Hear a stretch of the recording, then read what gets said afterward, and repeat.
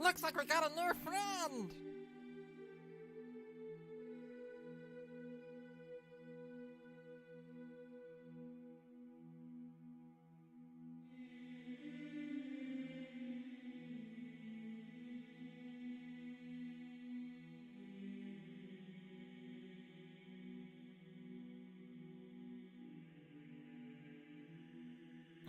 Looks like we got a new friend!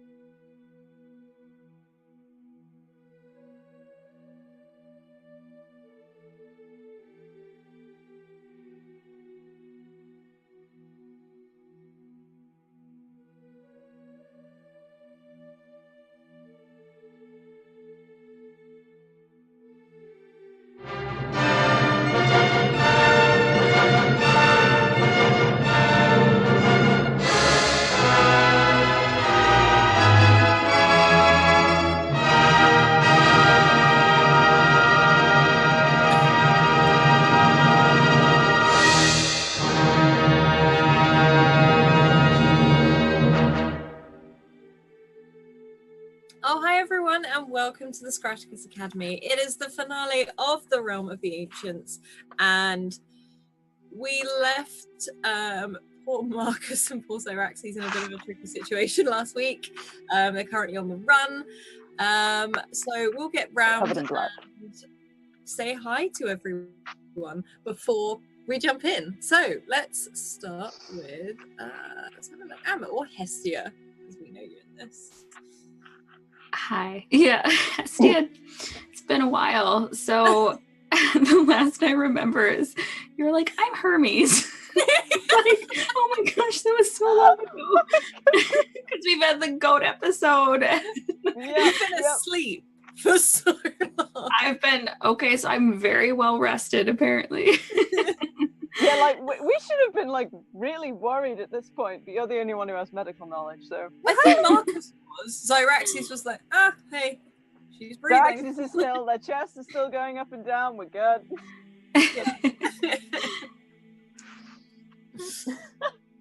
Yeah, that's all I got. Yeah, no, that's fine.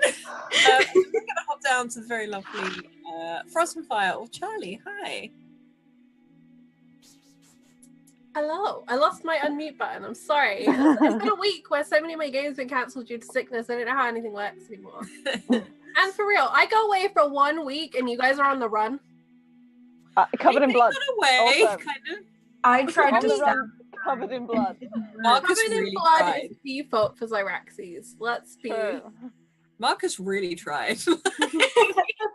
Aw. Was it like when he tried to break it out? This went better than the crocodile, I guess. What do you mean? That's a badass movie of the crocodile. Hey, we had a legendary hero with us who literally just kind of went, okay. Yeah, I'll follow you guys. He's basically just carrying Yeah, Hestia. He's super been very excited useful. to be back with strong mum, Cosima. So sad, this is the finale. I know, it's coming real quick. We'd only just begun. We'd only just begun. Yeah, And that's me. other than that, we're going to hop over to the very lovely Shakes. Hi, Shakes. Hello, so I am Shakespeare, and I can't believe it's the finale. Zyraxes is doing pretty okay, really. He got a bit of, confirmation from their god, and they're killing things again. It's kind of like everything's just gone back to the way it should be. They're running and they're covered in blood. It's a Tuesday. It's a Thursday. Oh. And last but certainly not least, Meg. Hi, I'm Meg. And as we mentioned, Marcus the last thing he tried to do was stab somebody, and now they are running. So that's happening. But yes, finale. I'm very excited. Yes, so last week, just to give Hestia and Cosima a catch up, Cosima disappeared. Cosima was no longer with the party when Zyraxes and Marcus woke up. And Telemachus offered them help for saving his mother, and he was on a mission himself to find his father, and he believed there was a chance he was close to the area where this fabled Library of Alexandria was, even though no one really believes it. And basically, it ended up with Marcus and Zyraxes back on a boat. Zyraxes tied to the mast once more. A huge storm where they saw Zeus in the sky. A whirlpool opened up in the ocean and swallowed them whole. Before they were washed up on Here's your lesson a plan. beach, sort of an island, full of jungle and all these weird and wonderful creatures that they'd never seen before. And on this island, they found statues of the old gods and a pathway of marble that seemed to have been lay in ruin and not walked upon for many years. And as they sort of progressed through this jungle, they found a spot to stay for the night. And Zyraxes followed this sort of spiritual entity of their god, who took them to the statue of their god. And Marcus was left with Telemachus, passed out Hestia, and in this huge round circle surrounded by all of these sorts of big, huge marble statues of Zeus, Hades, and Poseidon, there was no light here at all. They had no fire, they had no form of light at all. And Zyraxes woke from where they slept and heard footsteps. Many, many footsteps. And Marcus awoke to breathing. And soon it came to realize they were surrounded by muses. Around 30 of them, around 30 muses. And after a few sort of, I guess, Zyraxes sort of attacking some of these muses, Marcus really trying, and they then fled off into this jungle, into the night, into the darkness. I think I got 3. I think. Yeah, and you stole a mask. Yeah. Yeah, you now have a mask. Never a mask. And this is where we find them. We see Marcus, Zyraxes, and Hestia. You're starting to come round as you realize you're being carried by this man. I don't think you've even met who this is. This very tall man. You can see Zyraxes and Marcus running, sprinting ahead of you. In fact, Marcus just noped out of there as he legged it through the jungle. And it's dark, but you can see Merit sort of perched upon Zyraxes' shoulder as they run, and this man who is carrying you and sprinting after them at the same time. Welcome to the academy. Please take She your kind of like comes to, and like she feels the beat of being carried while running, and she's like, "What is going on?" And you just hear, she's awake, why is she Just like, what is this? And then, like, Zyraxes and Marcus, you hear just like as Telemachus starts shouting to you in the darkness. You can just about see each other as it's not pitch black anymore, like the sun is slowly coming up. She's awake, hi, like as he just sort of looks. Who is? Why are you carrying me? I'm gonna put you down now, and he just sort of very slowly sort of tips you up the right way and puts you down. Oh, guy, dizzy. He's very tall. He's very broad. Zyraxes adores it. Well, no, Shakes adores it. Hestia looks up like, very tousled, curly blonde hair, and just sort of like quite a. As much as he's broad and looks like he is quite athletically built, but he looks awkward at the same time as he's just sort of put you down. Like, your friends, we were running and we are on an island. Like, and he just starts, because he doesn't know how he's not even met you before. He's such a cutie.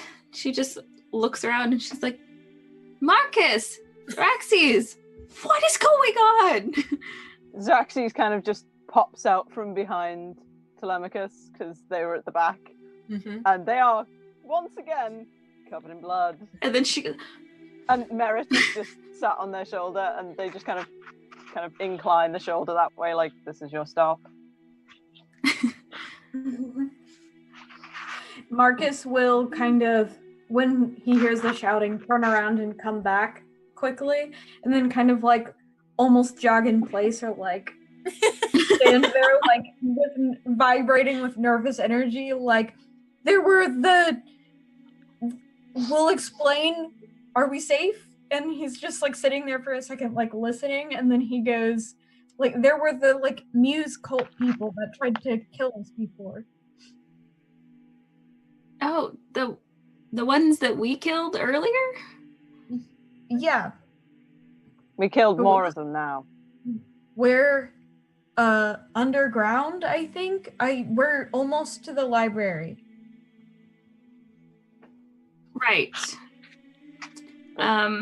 Pokes Merit, like, get off now. Also, do any of the other party members know who Merritt is? And then, okay, We know something weird. We know something weird's going on with him, but we don't know.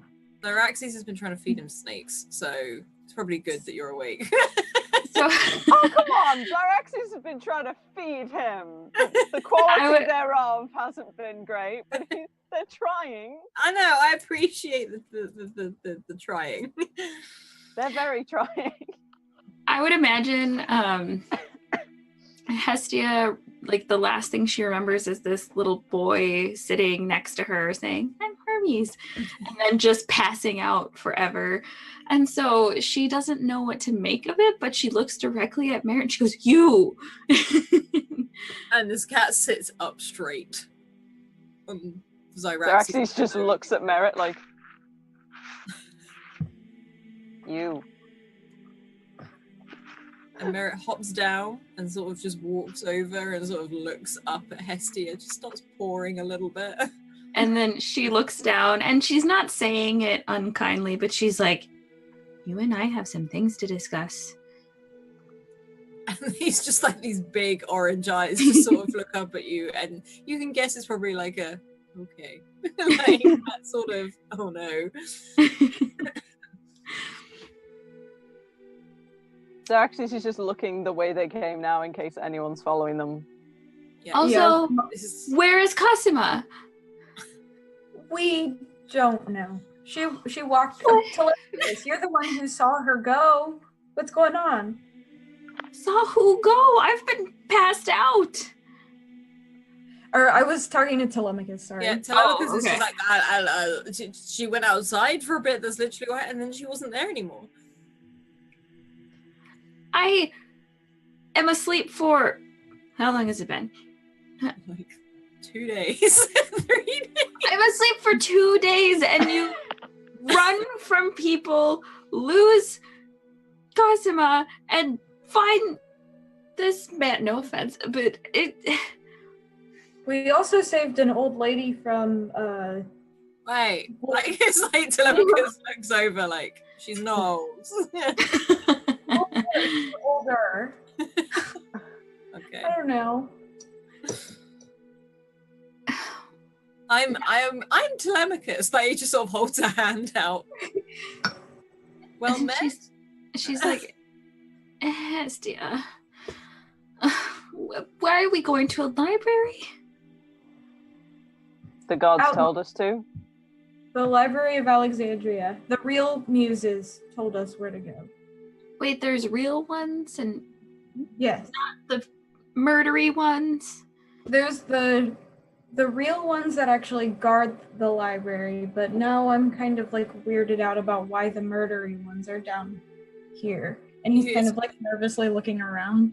Telemachus is like, there's kind of a grayscale. We're not too sure who's the good ones, who's the bad ones. We just sort of keep hoping. I have a feeling someone, and she looks down at Merritt, can help us with that.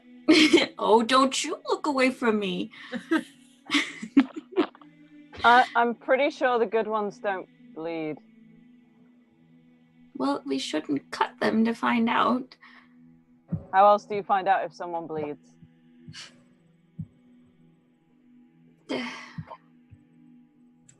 I feel like there are steps that you could take before making them bleed. I don't know. But it's fast.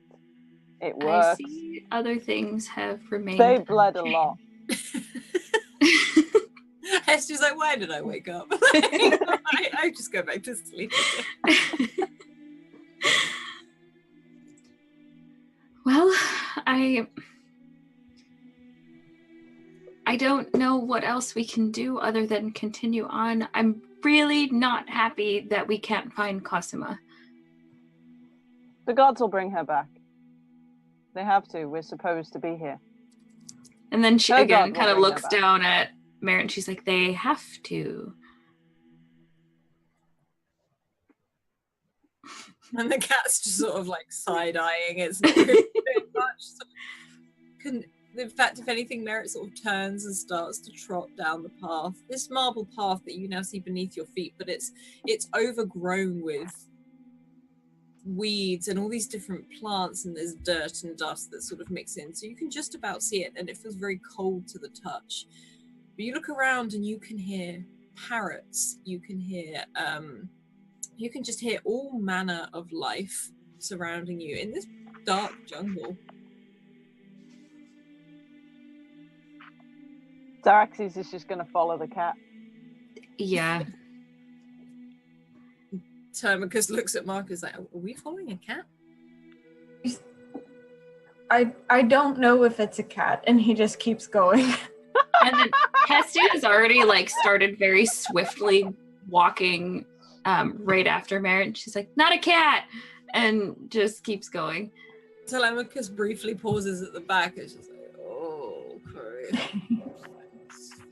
Just starts walking. That after you. moment when you realise Araxes isn't necessarily the craziest one in the party. Yeah, he's now just like, what have I got myself into?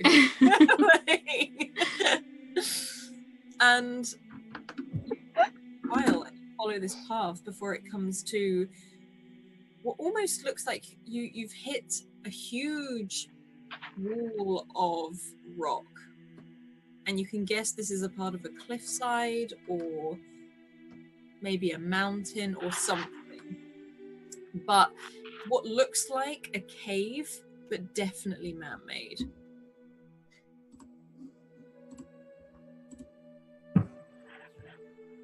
Your library? She looks at Marcus. And he walks ahead and just kind of looks around for any clue of what's going on, like where to go next and stuff.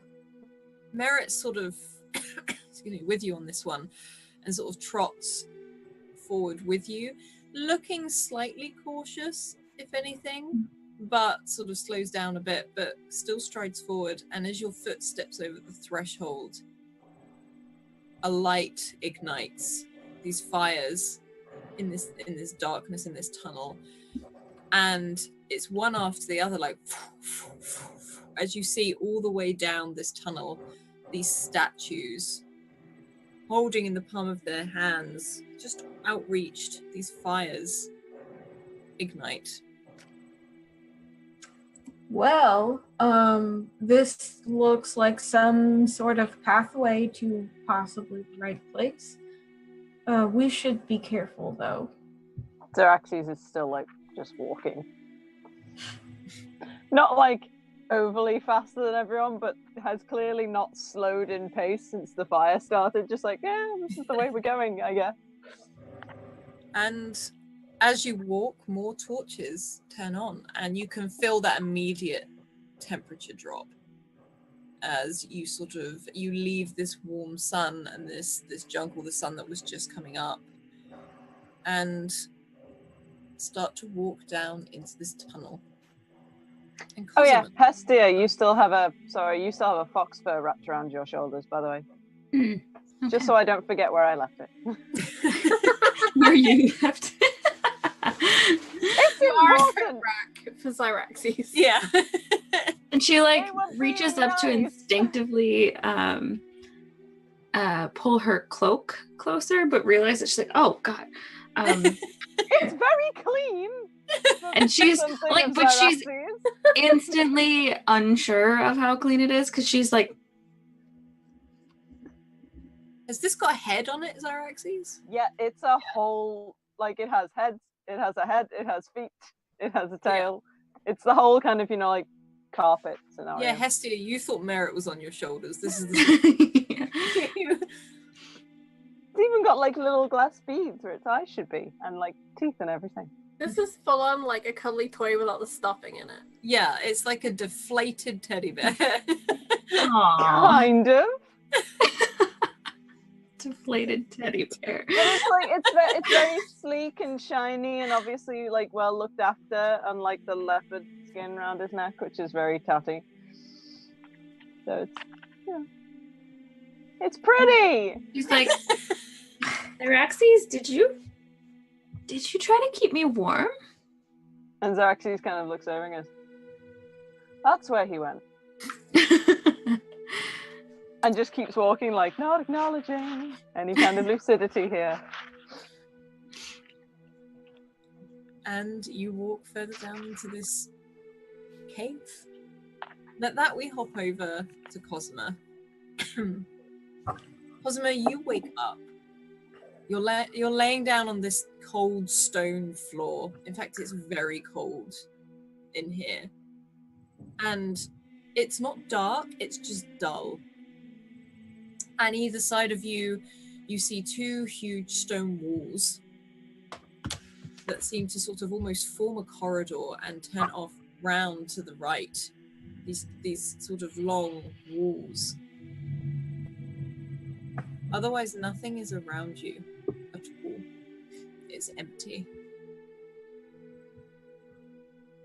I get to my feet, hand up against the wall, in part to check it's real. There's a lot of weird shit going on lately. And the last I recall, I was in Telemachus's house, checking over Hestia after we'd made a journey through the desert and we'd encountered the real muses. Mm-hmm. And there had been a great discussion about getting a ship and finally going back to the place that we'd somehow found ourselves after the Kraken had attacked the ship. And now here I am, and this is not where I'm supposed to be. Kind of dust down my legs, check that everything is still attached, it's been a trying time, and start walking, and then pause and reach down and see if I've still got that quartz statuette. It's still there in your pocket. And you feel this wall and it is cold, almost like marble. And you can stand, and as you do, you see a muse round the corner and look at you. It stands for a moment. It's like it just looks you up and down and then turns around and walks back round the corner. She holds stock still. In her mind, she's kind of picturing like doing a quick grab for that fisherwoman's knife that she's got. But she just stands still and waits. And as they move on, she would like to attempt to follow, see where they're going. Are you doing this stealthily or? No, she'll just walk. She'll walk slowly, not an aggressive run or anything. Just one step at a time. Okay.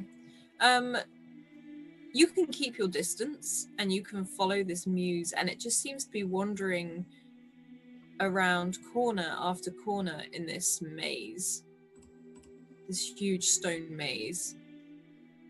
And you look down at the floor where its feet are as it walks, and you realize you can hear footsteps, but they are out of sync with this muse, but you can only hear one set of footsteps.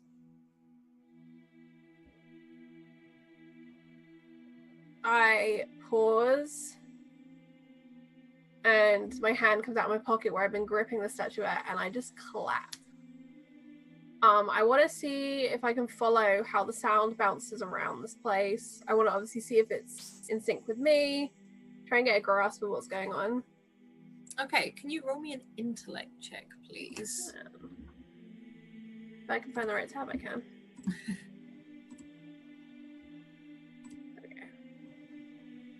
And intellect. Okay, perfect. So you clap and you hear it almost like an echo, like it bounces off all of the walls. And these steps don't. They're very much coming from in front of you. They seem to be coming from the muse, but literally out of sync.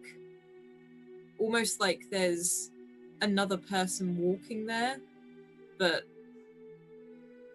it doesn't seem to line up with the muse. And does the muse react to the sound of the clap at all?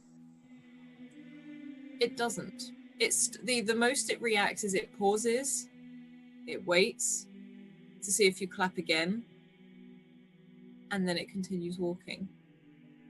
And she doesn't clap again, and as the muse begins to walk, so she begins to walk as well. And she wants to look around the floor to see if there are any like chips of loose rubble or any kind of there's that sort of thing. you actually pass there's dirt on the floor where it looks like maybe many people have walked here before, but it's almost like it's been swept to the sides. Mm-hmm. And you can see as you round the next corner what looks like a chunk has been ripped out of the wall, and these big sort of like rocks all the way down to sort of pebble size lay on the ground. She'll turn and look through this gap in the wall to see what's beyond.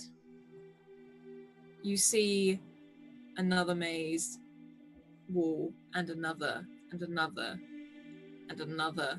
This just goes on. She grabs I'm gonna say like 2 of the pebble-sized pieces of stone. One goes in her pocket, and with the other she's gonna mark the wall with an arrow. Mm-hmm. She doesn't want to dull her knife by using her knife. Yeah. So she's gonna just push, and if it doesn't leave a mark, then she's gonna keep hold of this stone and follow on with the muse, not wanting to get too far behind, because she has no idea which way to go. Yeah, you can easily draw the arrow on here, and you keep following this muse for what seems like an age as it's rounds corner after corner, all of these just sort of twists and turns, and you meet nothing. Sorry, no, go on. I was gonna say, kind of as the time drags on, she's gonna reach for that statuette and bring it out of her pocket. She's close to challenging the muse, slowly losing patience, not knowing what to do, which is something that always frustrates her. She likes to know A to B and then do it. But she'll take that statuette out because so often on this journey it's given answers, even if she hasn't known what to do with them. And so she'll hold it up and see if it glows and see if she can see any visions within it. As you hold it up, it's almost like you sort of hold it up in front of you. And where the muse stands is not a muse at all. And you can move the quartz. The muse is there. Hold it back in front of the muse. You see Thomas walking away from you. Step by step, his footsteps in time with those ones you hear. Seeing her husband for the first time, she freezes, and she does it twice, 3 times, making sure that she's not just tricking herself. And then she'll run. And she wants to try and catch up and lay a hand on Thomas's shoulder. Are you still looking through the crystal as you do this? Or I think she would. I think she'd hold it up, believing that the crystal was giving her some sort of true sight. And you easily catch up to the muse. They're just walking. You place a hand on this shoulder that feels much broader than the muse, that feels taller than the muse. You realize your hand actually sits a lot higher. And this muse stops.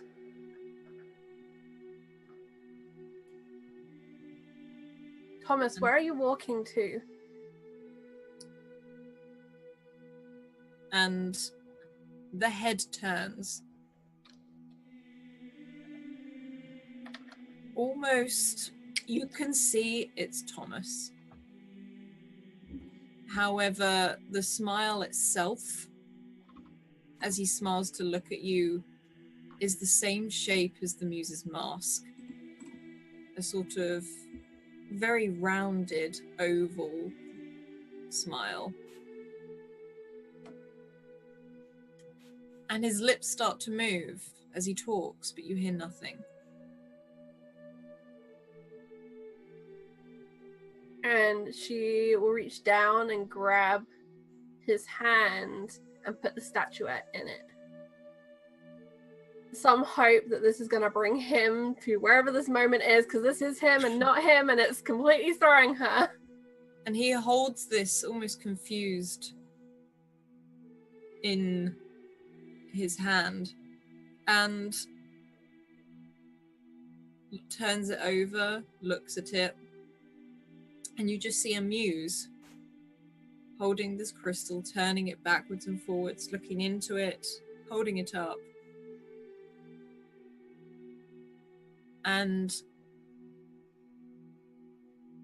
the muse looks confused. You said this to me, that I could find you. I know it was washed up on the shore. And you see it really focus on this crystal and just, Thomas? And it just starts to repeat the name 5 or 6 times, sort of as if it's trying to remember something. And could you also roll me another intellect check for me, please?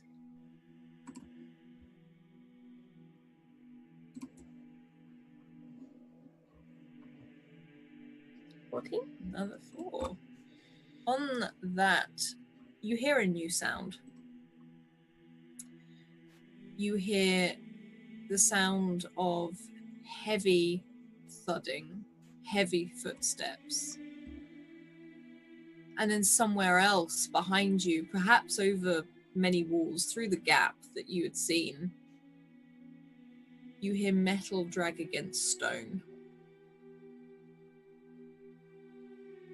And this muse, for a moment, almost has those human features, Thomas's features, as it looks surprised.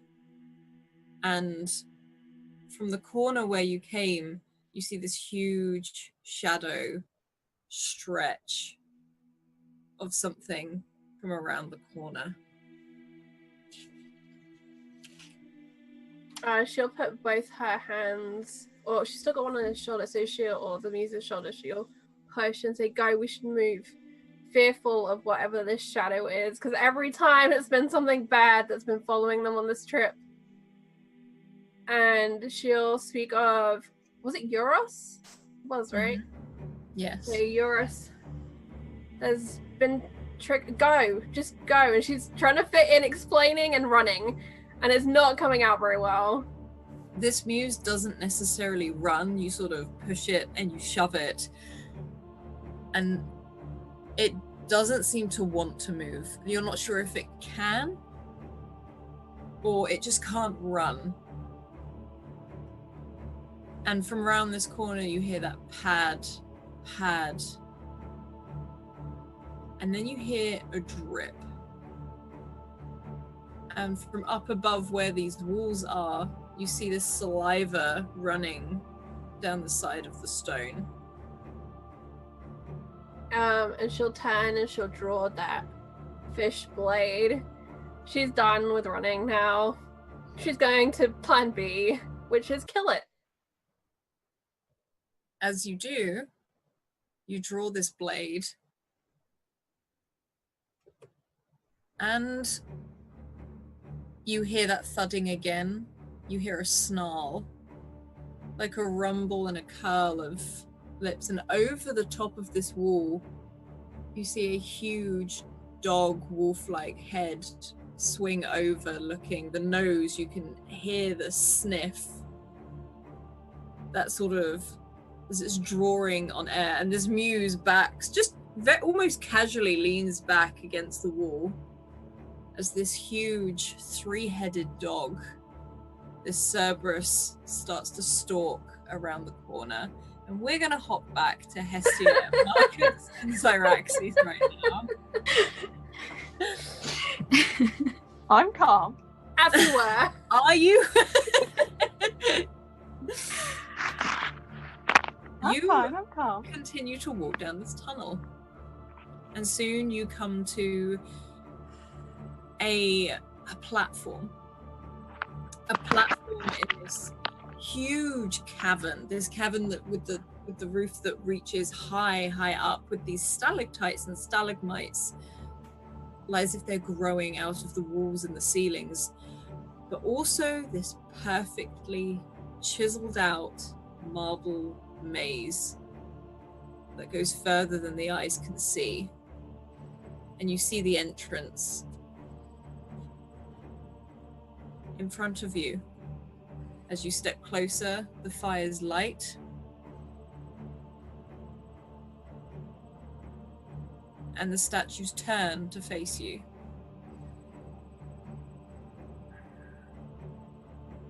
I think we're set to go in there. Yeah, I think so. And he's kind of like looking back and forth between the statues, looking at them, and goes, "You guys all of us are seeing the statues looking at us, right?" Oh yeah. Okay. All statues look at us. These one more so than most.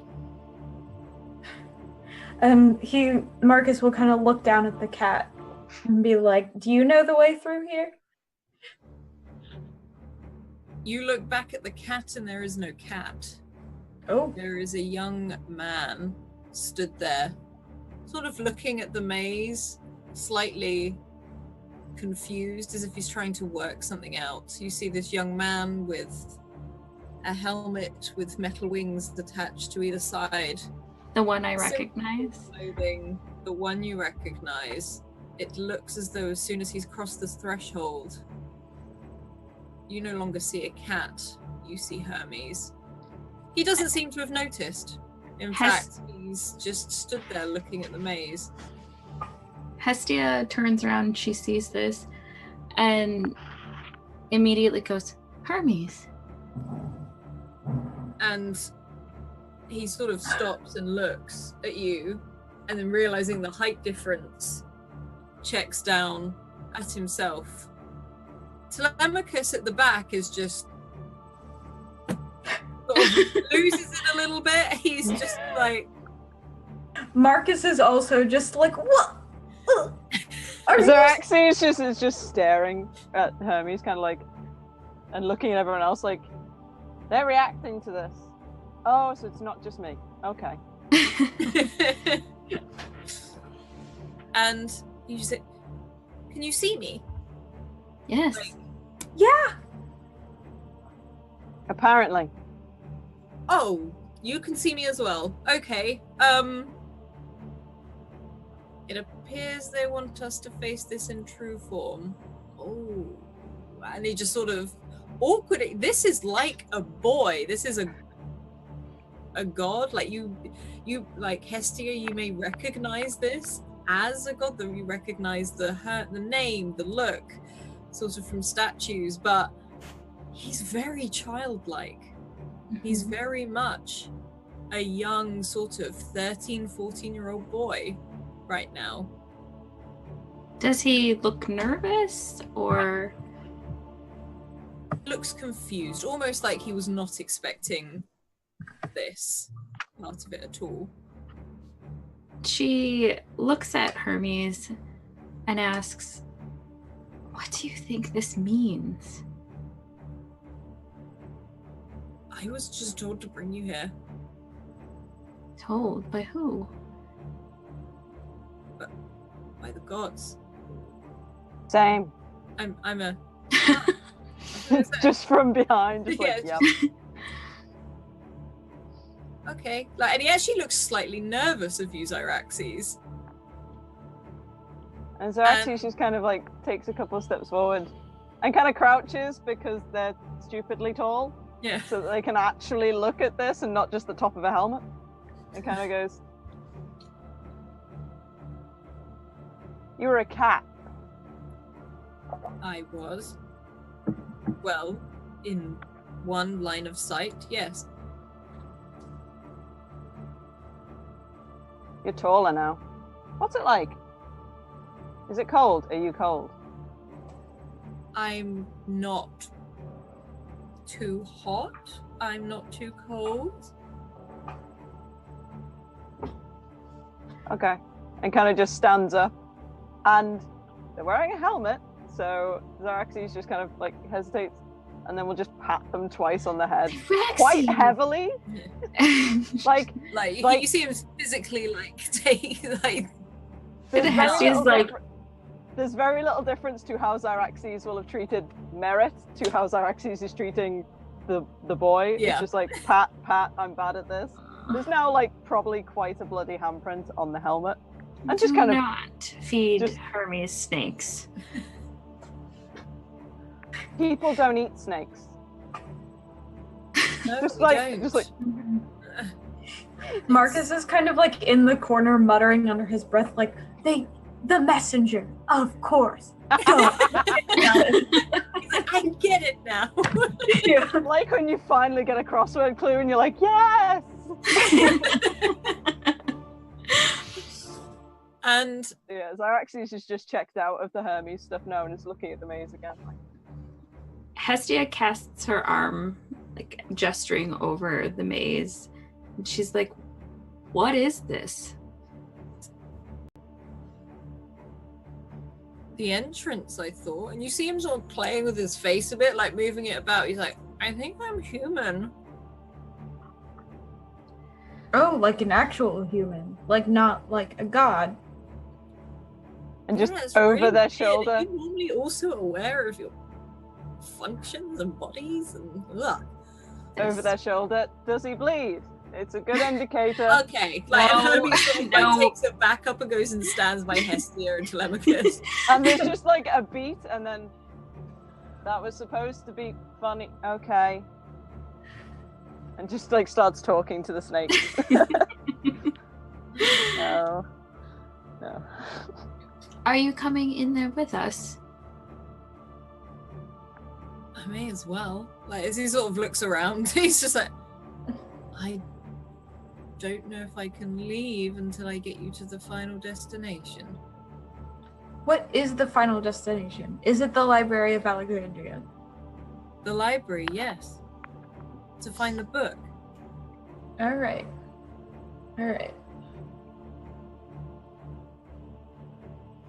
You see him sort of like puff up a little bit, try and stand upright, and he's like, okay, you got this. And he just starts to stroll into this maze, very much as the 14-year-old boy you see, nervous. And Telemachus looks at you as like, let's follow the cat, and starts to follow her. The god now. God, cat, I don't know, let's just follow it. Like, Hestia like quickly starts like running to catch up to Hermes. Zyraxes just follows after Telemachus going, cats are gods sometimes, I think, somewhere. And just Well, carries on walking. I mean, okay. While Marcus that's also happening, follows. like they're talking, Hestia's like, so what is it like to be a god? Do you like? She's just like going. She's like super curious. I mean, I travel a lot. I'm not like I don't get to, I don't know, I'm not like a super high up. What's it like to be human? And then she like This grabs a feels lock weird. of her hair and she's like, well, mostly at the subject or at the mercy of the gods. Can I hear that where I'm walking behind them? I don't know, how loudly are you saying it, Hestia? Are you like conversational or are you having like private conversation? I don't think she's trying to keep it quiet, but she's not like, it's like this, and just... So actually should just pipe up. Painful. Mostly. Painful. Yeah. Oh, great. He sort of like looks towards the rest of the maze, looking down at his hands.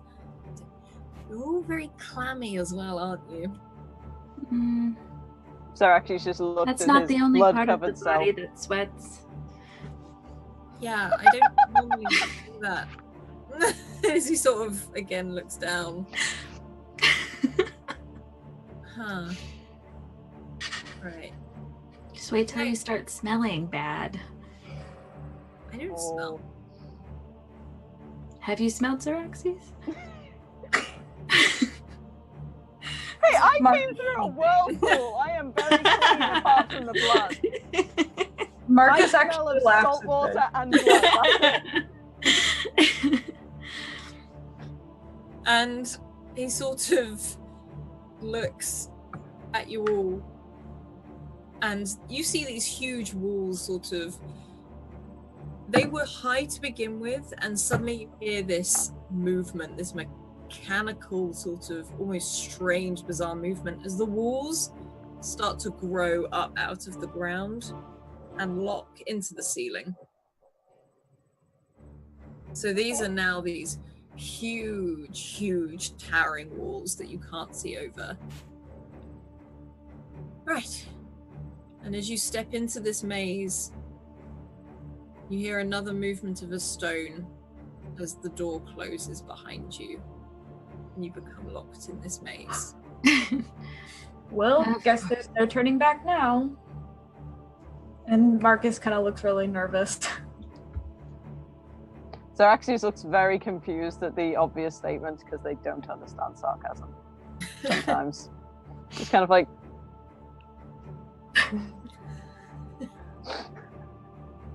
And Hermes starts to walk through.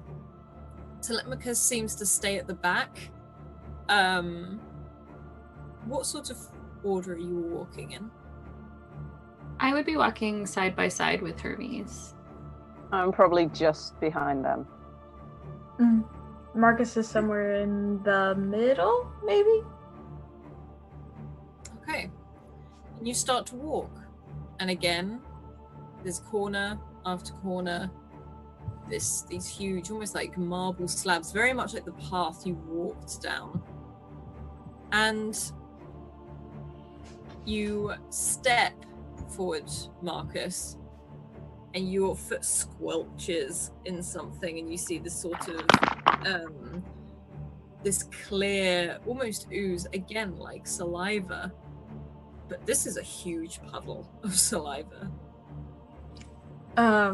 So it's pretty obvious that this isn't just water. Like, he raises his boot and it kind of like strings out the way it does. Okay. He does this, and Marcus kind of looks down at this and thinks for a second and goes, oh, something big did this. And he just kind of like does the ew like motion with his hands and like kind of moves his boot over so that the other people in the group can see it. Looking at this, Hestia feels uncomfortable. She looks around at all the walls, the saliva, and then she touches her hand to her forehead and she tries to gather a premonition about a creature or location. Okay, roll for me, please. Ooh, 4. As you do, it's almost like for a moment you feel like something hits you and your eyes close. And as you open them again, in front of you in this vision, this huge, snarling dog's head, no more than this far away. You see that saliva run down between the teeth and over the jowls. dripping on the floor. And then you feel another dog's head sniff and sort of blow your hair to one side as it lets out this breath. And then another huge dog's head the other side.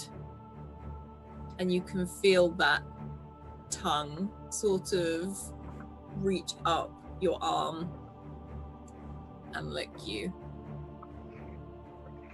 She was holding her hands to her head, and then seeing this in her mind, she goes, and it's gone. Cerberus. The three-headed dog.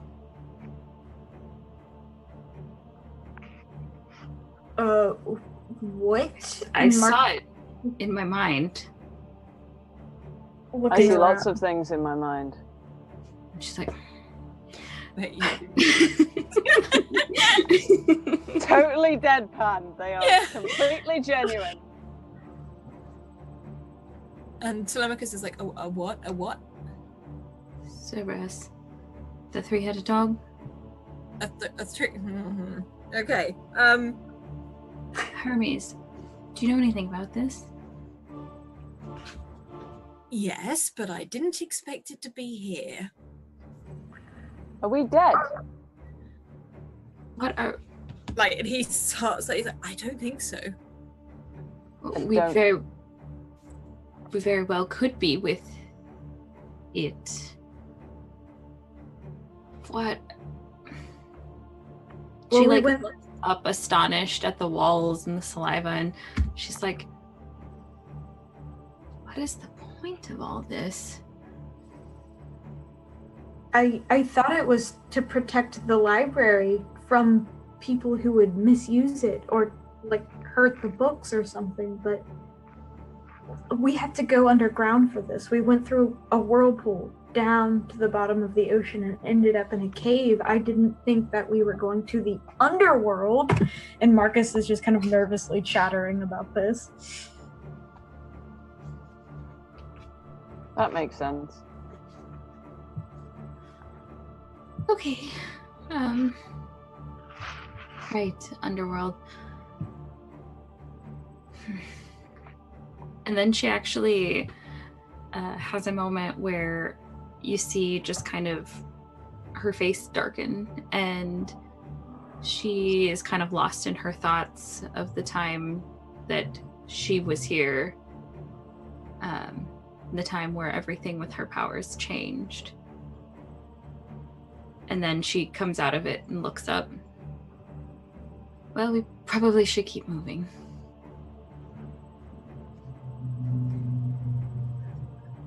Yeah. And then Marcus just kind of like nervously starts walking forward, but like delays enough that he makes sure that people are walking with him, not that he's just charging ahead. Walk. Hermes again seems to be leading the way. Telemachus, you see, sort of awkwardly step over this huddle. And Hestia, if you're still stood by Hermes, you go to round a corner, but he stops you before you get there. What? This is amazing. We have a problem. More than this? And he sort of almost like holds the back of your cloak as if like to quickly pull you back. And he leans you forward to look around the corner. And between these two walls, which looks like another pathway that crosses your path itself, you see this huge, hulking, almost humanoid figure tower above you all, almost just dragging itself, its hands, down this path. It's a sort of almost twisted face, this almost greyish dark skin, and one eye at the center of its forehead. And like she sees that, her eyes go wide with terror, and all of a sudden you see this static electricity blue flecks of lightning sizzle all about her body as you see a protective shield that'll stay around me at all times. And Xeraxes just kind of steps up, like seeing the blue crackle and everything, just kind of steps up like, you're shiny again. Are we killing something? She gestures for Xeraxes to come closer. are you Scooby doing this? Like, Where's my glasses? Jinkies! Thanks. Shaggy was weirdly on my, like, you know, inspo for how Xeraxes stands. Like, You see Xeraxes will that? not look around the corner until someone tells him to. Carefully, quietly look. You see that? If you're doing it quietly, I want you to roll. Yeah. What do you mean around the corner? Where? They're not a subtle person. Roll me a speed check, actually, please. Alright. Hey! That's pretty good. You manage to look around this corner and see this creature just pause, and you can see it all moving as it's like as it breathes. It sort of, its full body rises up and down with its hunched shoulders. You see it. And Telemachus is like, what is it? Like, because he can't see, he's staying behind the wall. Xeraxes just kind of looks around and goes, big? And kind of just looks back to Hestia, just like ignoring And Hestia like just turns, looks at Xeraxes, and she's like, Cyclopsy? What? And he just sort of, Telemachus is losing it. He's got the one here, and then the grr, and then just kind of like the hunched, and he's dragging, and like Hestia's just like totally not making much sense. Okay. This isn't supposed to be a mind you, I'm standing in a, yeah, okay. Yeah, why not? As he sort of looks around at the place he's in. And Xeraxes just kind of looks at Hestia and goes, do we kill it like the Hydra or talk to it? I don't know. Well, Hermes, you said this was a problem. He doesn't look friendly, but I don't want to make assumptions. Death solves problems. And like turns to the corner like, Do you want to see if he bleeds? Oh, here we go. and Xeraxes will actually kind of look down, like they're still covered in blood, and just shut up. Just like, And she's like, now you're quiet. And Xeraxes will kind of let the eyes just come up, and the hand just reaches out, and that fox skin is like yanked away and just like cuddled back around their neck. Like very petulant toddler, kind of like, you've upset me. Mine! Mine. Okay, so what do we do?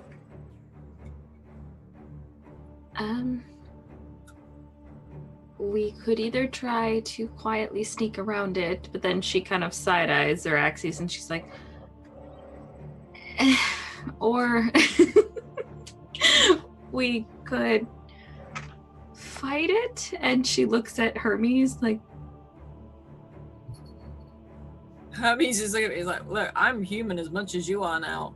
If that thing gets me, I'm a lot smaller in human form. you don't have any powers? No, like he's sort of like they're trying to like just try stuff, and you suddenly realize this is what he's been doing the entire time, walking along. Flicky, he's like, I haven't got anything. Where is it? Where is it? Like you see him jump up and down on the spot a few times. He's like, nothing.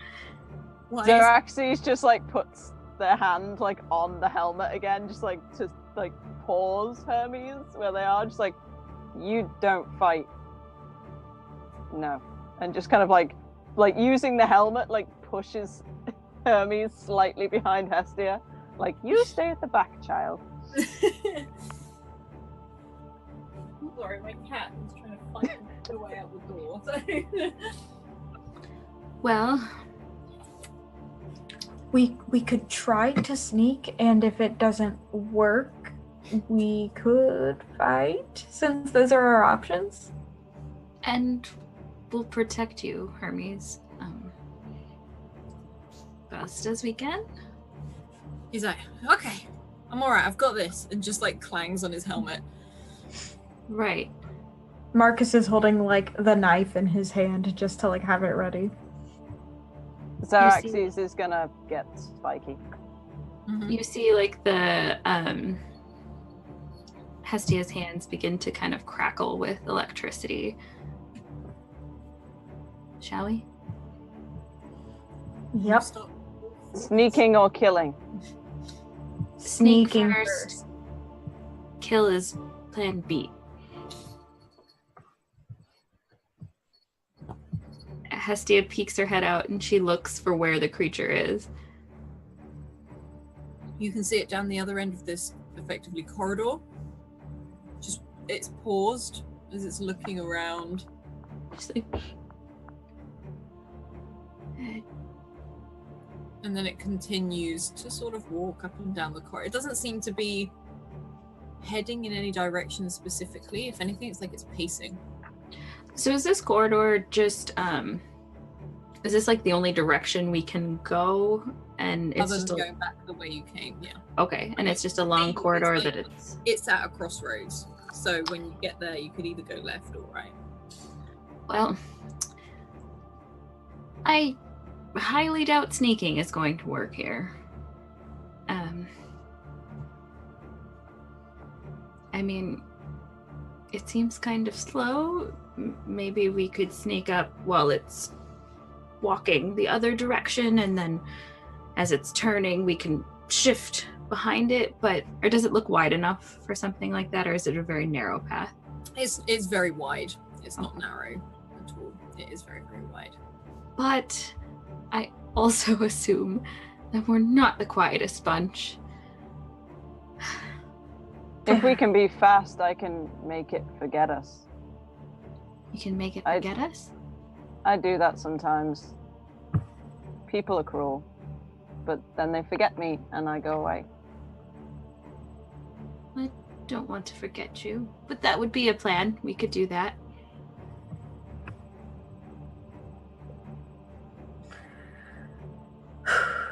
You're going to sneak, or are you going to run? Xeraxes? Run? Running. I just Run. hear that like that meme where it's like run and then everybody's like Run. Yes. And you can start to run. Okay. But we're gonna Xeraxes is going to like look at Telemachus and point at Hermes and be like, short legs. Just gesturing to like pick up the boy.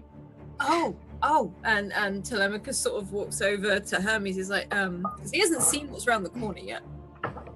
And he looks at Hermes like, I don't think I've ever carried a god before.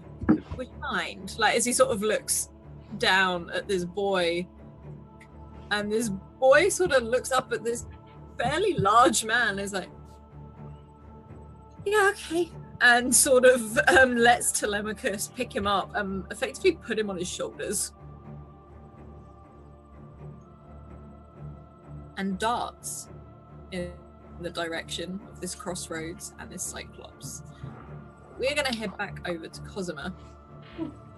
Now, Cosima, there is this huge 3-headed dog looming over you. And it doesn't seem to have spied you quite yet, but it is sniffing. It is smelling around. You can hear in that saliva, you can see it again drip from its jowls and run down the walls. I've got my music up too high. This is really intense. She's got that knife out, and she's gonna slowly back up in the direction we'd been walking with the muse, where the muse will continue. But eyes just on this dog. Could you roll me a speed roll, please, as it starts to come around the corner? Oh, that didn't work. Try again. 5. On a 1, success. As you sort of back up along this wall, this huge head sort of looms around the corner and is about this far from you, and it pauses as it sees you. And then you feel that saliva. Oh my god, it's like when Sharptooth wakes up in the land before time. I'm having a moment. Yes! And you feel that heavy weight of this ooze, this saliva drop down the side of your shoulder and run down as this other head from above looks down at you. And a growl from this third head that comes round, and these huge paws that actually make the ground shake a little as it comes round the corner. And all 3 heads snarl. What would you like to do? She has like one hand up, the other hand still clutching this knife real tight right now. Just easy. I'm not yours. I'm not yours. Easy. And she's trying to talk this dog down. Can you roll me an intellect badly for both of us. Trying to talk Hades' favourite pet down. Look, alright, you just gotta be the alpha in the situation, Alice. I mean, I'm up for it. 7, 2. Yeah, on a 2, you feel that rumble. Oh, wait, I have a reroll. Can I use my reroll? Yes, of course you can. Awesome. Thank you, Tweeter Beckner, by the way. And thank you, chat. I think we just hit 10 retweets. That's awesome. Yes, we have. Keep hitting that button. 3! That's a step up. I'll take it. On a 3, this dog, this huge Cerberus, pauses and looks at you confused. 2 of the heads back up. One of them remains, the one furthest away from you. Again pauses, but there is a low growl. Using her best mum. Shh. Go back to sleep. And it starts to walk around the corner fully, and you suddenly realize how big this creature is. How far do I have left to back up before I'm about to hit a wall? It's more that it's coming around the side of the wall. You've got a full corridor. Okay. First of Okay. all. You've got a full corridor, and you can see a left and a right at the end of it. Okay, I'm just checking my skills. I don't think anything is going to help me right here. I mean, apart from stabbing it, but that's probably not going to help me either. She's just going to keep backing up. But she's contemplating in her head. She's keeping an eye on the walls on either side of her, and she's contemplating springing up towards the wall, imagining the dog will lunge straight forwards. That's her escape reaction. Yeah. Is to jump up the side of the wall, not backwards. But until then, she's just slowly backing up, and she's going to keep making these, like, calming, low voice sounds. Reminding the dog, I'm not yours. I don't belong here. And On a journey. can you roll me another intellect, please? The intellect says, stop doing this, Charlie. It's not going to work. Ooh, 5. On a 5, it's the growling stops, but it's still walking towards you as you back up. Its face getting closer and closer until it's only inches away. You smell that horrible rank breath and that hot air as it sort of snorts at you briefly as it sniffs around you, and all your hair sort of shoots back, and you suddenly taken by, as I said, how huge this thing is. Is Muse Thomas moving at all? Muse Thomas is right behind you, slowly moving. I'm gonna reach back with that hand that I've been using to hold, and I want to try and take the statuette back from him, because out of fresh options, so that's gonna be mine again. And she's gonna slowly raise that up. And she's wondering if this is some trick of the mind too, some sort of illusion. As you raise this crystal up, this huge tongue engulfs your hand, and it feels very, very real. It thinks you're holding a treat out to it. Hungry. And she's gonna slowly put that dagger back in its sheath, and she's gonna reach in her pockets and see if she can find some food. Would you be carrying any food? I imagine we would have some sort of rations from being on the road. Maybe like a dried meat or the bread. We were given bread, weren't we? You definitely have bread.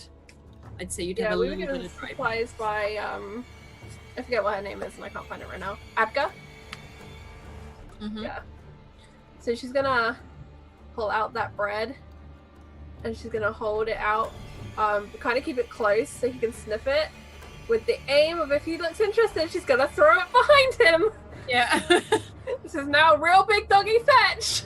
He sort of sniffs it, and all three heads seem to now focus in on this bread you have produced. And you can see one of their tongues sort of comes out and just gives it a small lick. Small, well, for a giant tongue. And you feel it again run over your fingers as it does this. And in the back of her mind, she thinks, I'm officially a cat person. Yeah. And then she'll go fetch, and she'll lob it as hard as she can up over its heads, because its heads are stooped right now. Just as hard, everything physical she's got is going into lobbing bread. This is the moment her life has been working for, apparently. Please roll me a might. Okay. And I'm gonna spend 2 from my pool.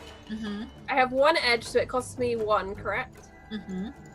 Alright, so doing that.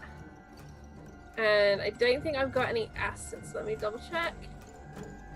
Practice with weapons, Fists of Fury. No, not what I'm trying to do. On a 2. So that goes to.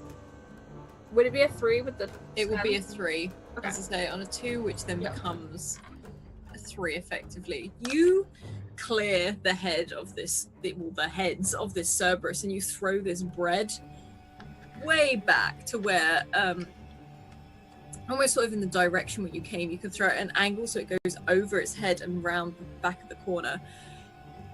And in very puppy-like fashion, it bows and immediately jumps round the other side to chase this bread, and you can hear it get hold of it and start to slobber and eat it up.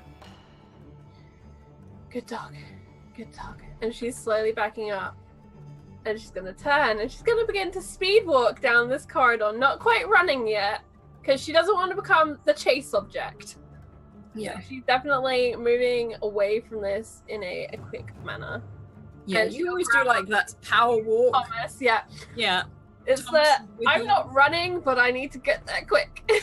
Yeah, you effectively power walk your way down this corridor. And as you do, you see the 3 heads pop round as they see you leaving. And it runs. It breaks into a run and starts charging towards you.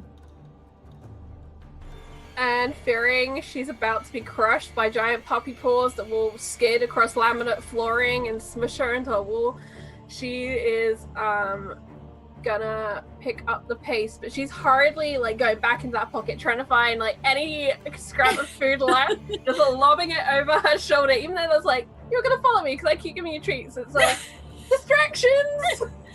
Could you please roll me a speed and also a might for throwing something? That's my speed. Yep. That's my might. Yeah. On that, you sort of, as you're running, you're too busy running to throw it very fast. It's almost like it drops out of your hands in your pocket. And it's a brief moment where it skids to a halt and sort of laps up this tiny piece of dried meat before it starts chasing you again. Are you going left or right at the end of this corridor? Ooh, she is right-handed, so that's why she'll have that blade. So if she turns, we'll go that way. I guess she's gonna go right. Yeah. You hook her right, and you hear these thundering paws coming after you, and almost like a skid as you see this Cerberus crash into the other side of the wall as it starts running for you again.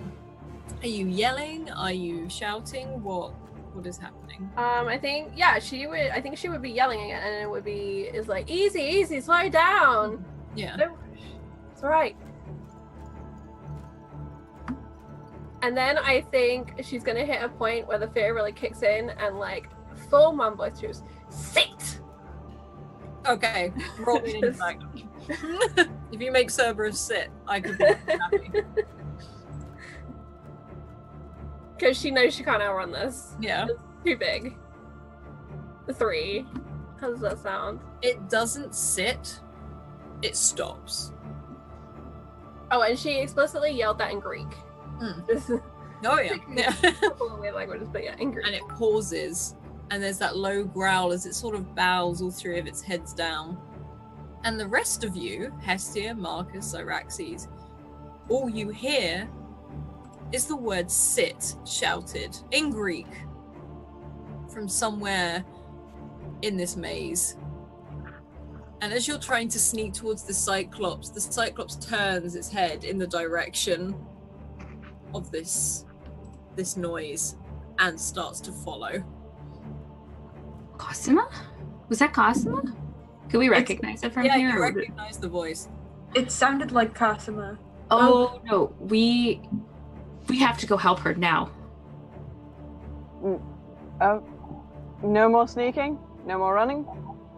Following? Well, that that thing is running towards her. We can't let it get to her. So we follow that. Yes.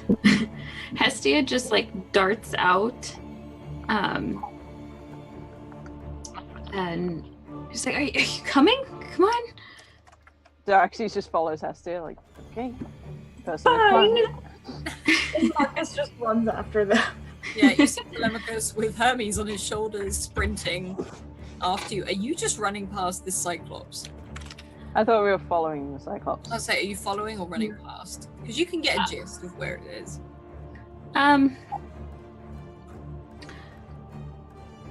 Does Hestia think that if she were to run past it, they could make it safely past? Or would this be like, ooh, swing? There's a gap. There is quite a large gap, but you've also seen how huge the arms are.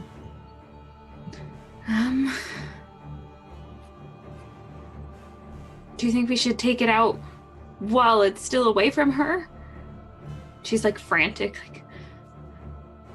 Like, I don't know where she is.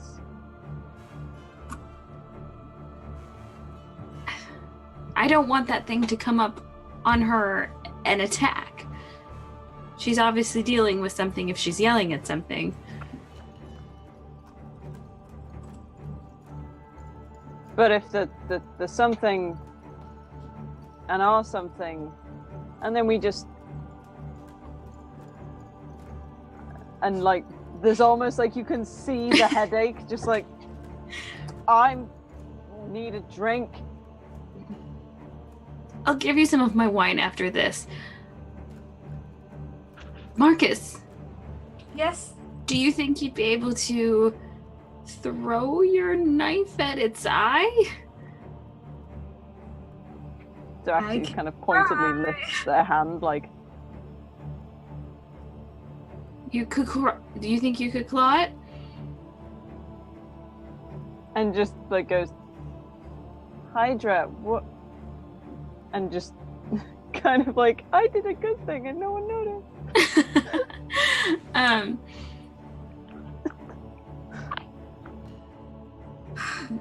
Yeah, I could try to throw my knife at it and Xeraxes.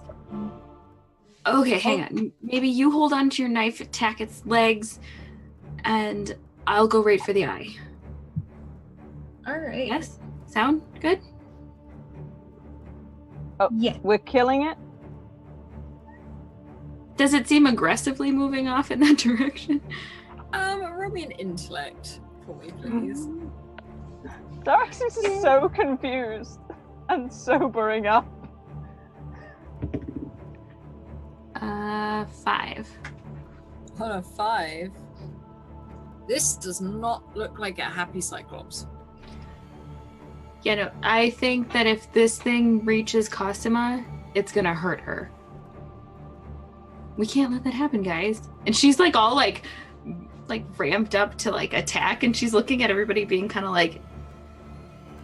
The minute that Hestia says like the Cyclops and hurting Cosima, Xaraxis will kind of go, okay, like, you know, like that's a lightning bolt moment, and they're just going to turn and run at the Cyclops. And you hear Hestia yell, "Hey!" at the Cyclops. And the moment it turns around, she shoots a very long bolt of lightning directly at its eye. Awesome. This huge Cyclops. Right, let's roll for, well, I'm not going to roll for initiative. Who would attack first? So if Hestia, you're at a distance, so you probably...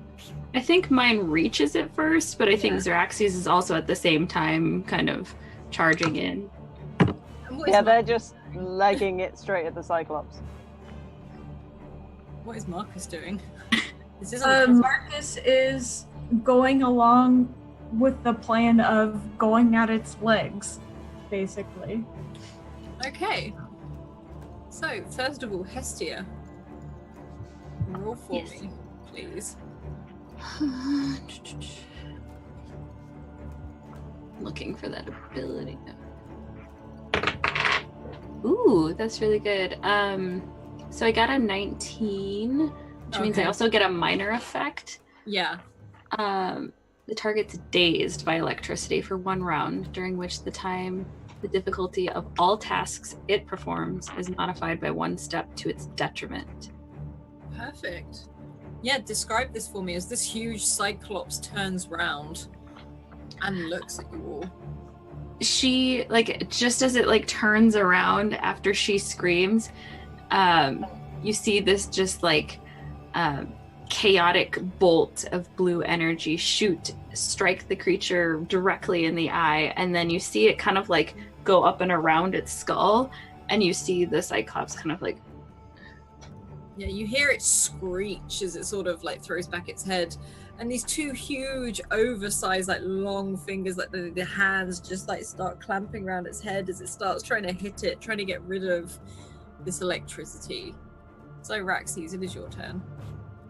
Xaraxis is going to, and I don't mean this figuratively, try to climb it. Mm-hmm. Like, literally just, like, Wolverining their way up the flesh. Roll a might for me, please. Might. Oh, I'm gonna use a reroll. Okay. Oh! This It's is mean.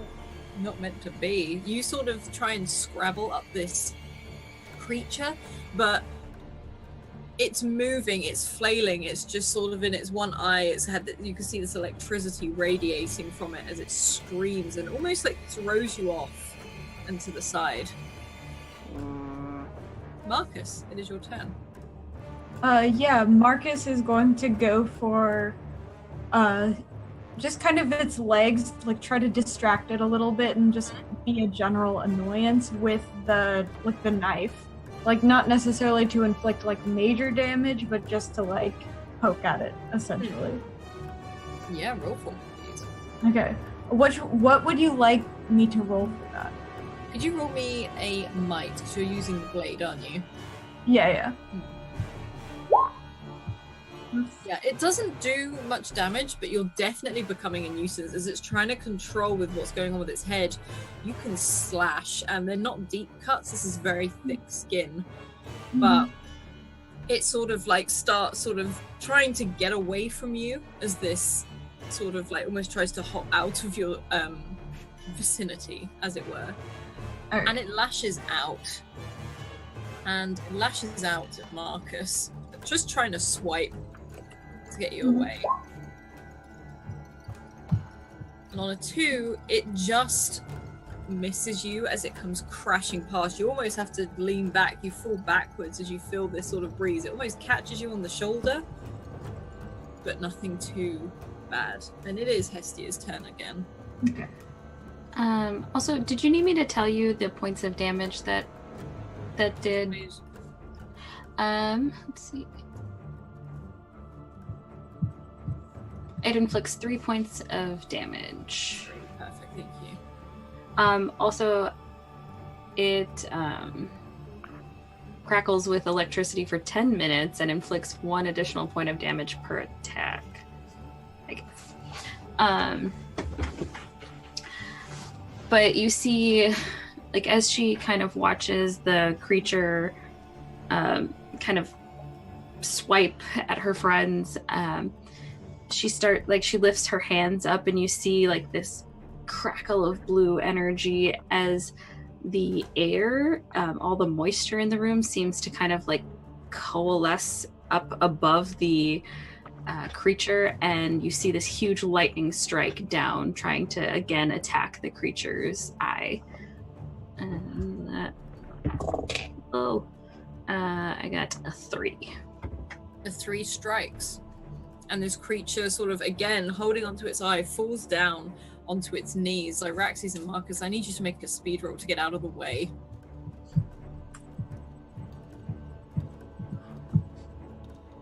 Sorry. Oh, yes. Was that me as well? Sorry, Yes, please. my brain glitched.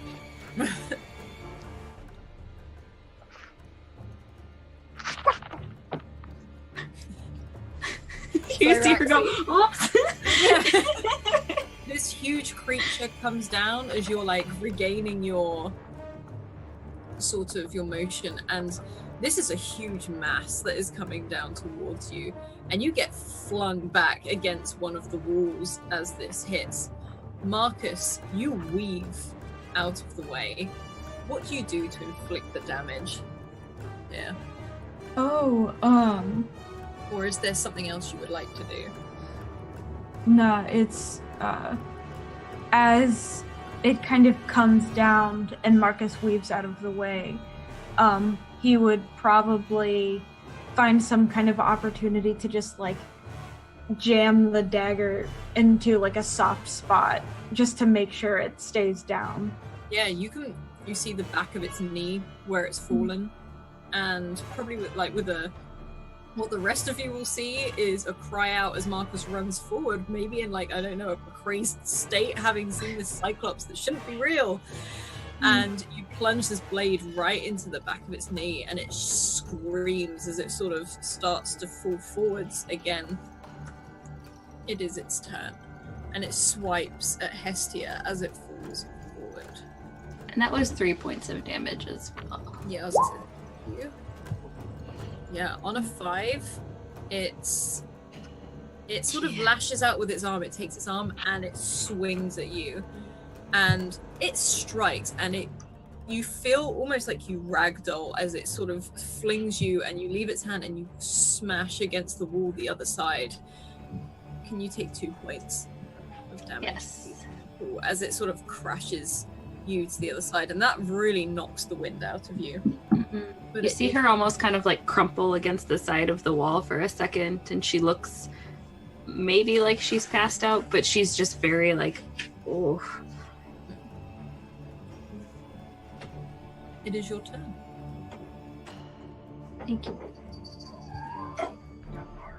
Whose turn? Your turn, Hestia, sorry. Oh, again? It's my turn? Yeah, literally. So I think I thought. Yeah.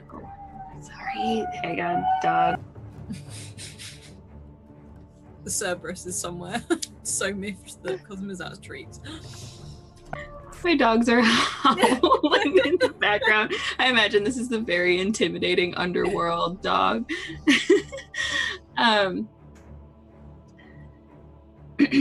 She kind of like stands up, tries to gather her bearings. She's like, oh, ow. And then she, like, as she moves, she feels like the pain in her ribs from being smacked. Like, oh, gods. And then she, like, reaches up and instead of, like, where are her friends, by the way? Where do I see? You can see Zyraxes over on the right-hand side where they've been pushed away, and Marcus is literally stood behind this creature and has just thrown a blade into the back of its knee, basically immobilizing. Is the creature looking at me? No, it's got one hand over its eye, and it was literally just flailing madly to stop whatever you were doing. She yells, "Hey!" and tries to get its attention. You I can, don't know. Does it like pull its? yeah, Is it like briefly. Sort of, it's like it's looking in between the fingers. As it's like this, she just goes and like tries to get a very like it's like a pulsating blue beam and strike it right in the face. Yeah, you can roll these. I got a 1. Yeah, Not it happening. it doesn't hit, but it's more that it sort of quickly closes its fingers as it sees it coming. You still hear it yell and scream at you as you do this, but it doesn't quite strike. So Raxes, it is your turn. Really pissed off at being shoved away. Zax is just going to try and almost like dart like round and under the legs so they can get a jab at the, is it the femoral artery that's in the thigh? I don't know. Yes, femoral, okay. Like vague anatomy knowledge. To try and like dig those claws right into its thigh and like tear a big fucking hole. Yeah, go for it. Okay, so that would that be speed to get in position and then might? Yes, please. Okay, don't fuck me. Okay.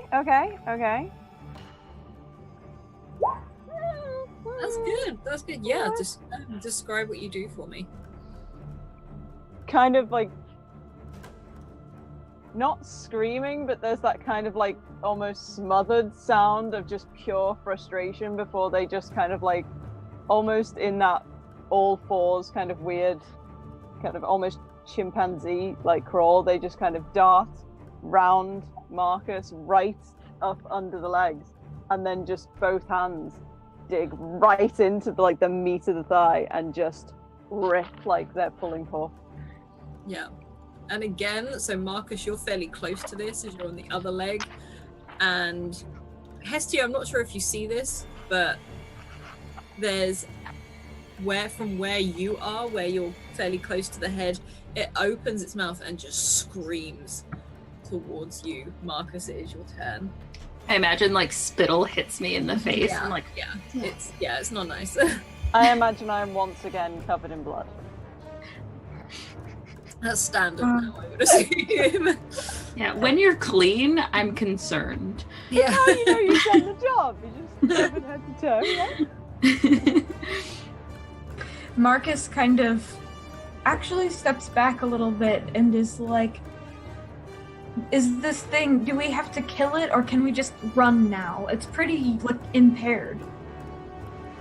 And just kind of is talking to the others, but staying kind of back and out of the Cyclops' like path. Also, he grabs the knife and like takes it back. Yeah, as you do, you hear that hiss, and again, Hestia, as this blade is withdrawn, you get another faceful, basically. Oh god. Oh, that smells horrible. Does it look pretty debilitated? Like as Marcus is asking this question. It doesn't look like it can run. It's literally just had its 2 legs damaged by Marcus and Zyraxes. And you can probably guess from what you've done to it, its eyes not great. Okay, and she looks kind of up and down the creature, and then she makes eye contact with Marcus, and she's like, "Let's run. Let's get to Costima." And she like stands up, kind of holding her side, and she starts like hobble running, and then picking up the pace. And yeah, you can run. All of you, you can run. And you Marcus run will for- also attempt to run. Is there what, Yeah. sorry? Marcus will also run. It's Yeah. just what Yeah, no, you can sprint, all of you. Is Zyraxes running, or what is Zyraxes doing? Because I never know what Zyraxes is going to do. I don't know if Zyraxes has noticed that anyone is running yet, because they're pretty intent on like getting to this thing's bone at this point, And forgetting that they're under it. as Estia's running by, she's like, Raxes, come on! The moment of kind of like, and then Now! just running. Still kind of like very crazed, kind of like I need to kill something twitchy. And you run. And Cosima, you're back, and you notice these thundering paws, these footsteps have stopped. They've stopped walking. They've stopped running. Day. And You look around. He doesn't seem to have stopped because of you. that's okay, stop. Day. And you see a man walk around the side of this Cerberus, running his hand through like his dog's fur. This is a man about the same size as you. And it's just like shh, shh, and sort of pat it on the side. Mm-mm. And You're gonna this make Shake implode in a second. Shakes is just gonna go. pop. if it's who I think it is, he's my favourite. He's not as sassy. Oh, no, is my hair? And he strolls round and pauses and walks in front of you, Cosima, and then looks up at Cerberus and back at Cosima. And he sort of like twists his head as if he's really looking at you. He starts to get uncomfortably close, but he's not touching you. He's not reaching out or anything. He's just very in your space. And she's still there with like knife in one hand, statue in the other hand. Yeah.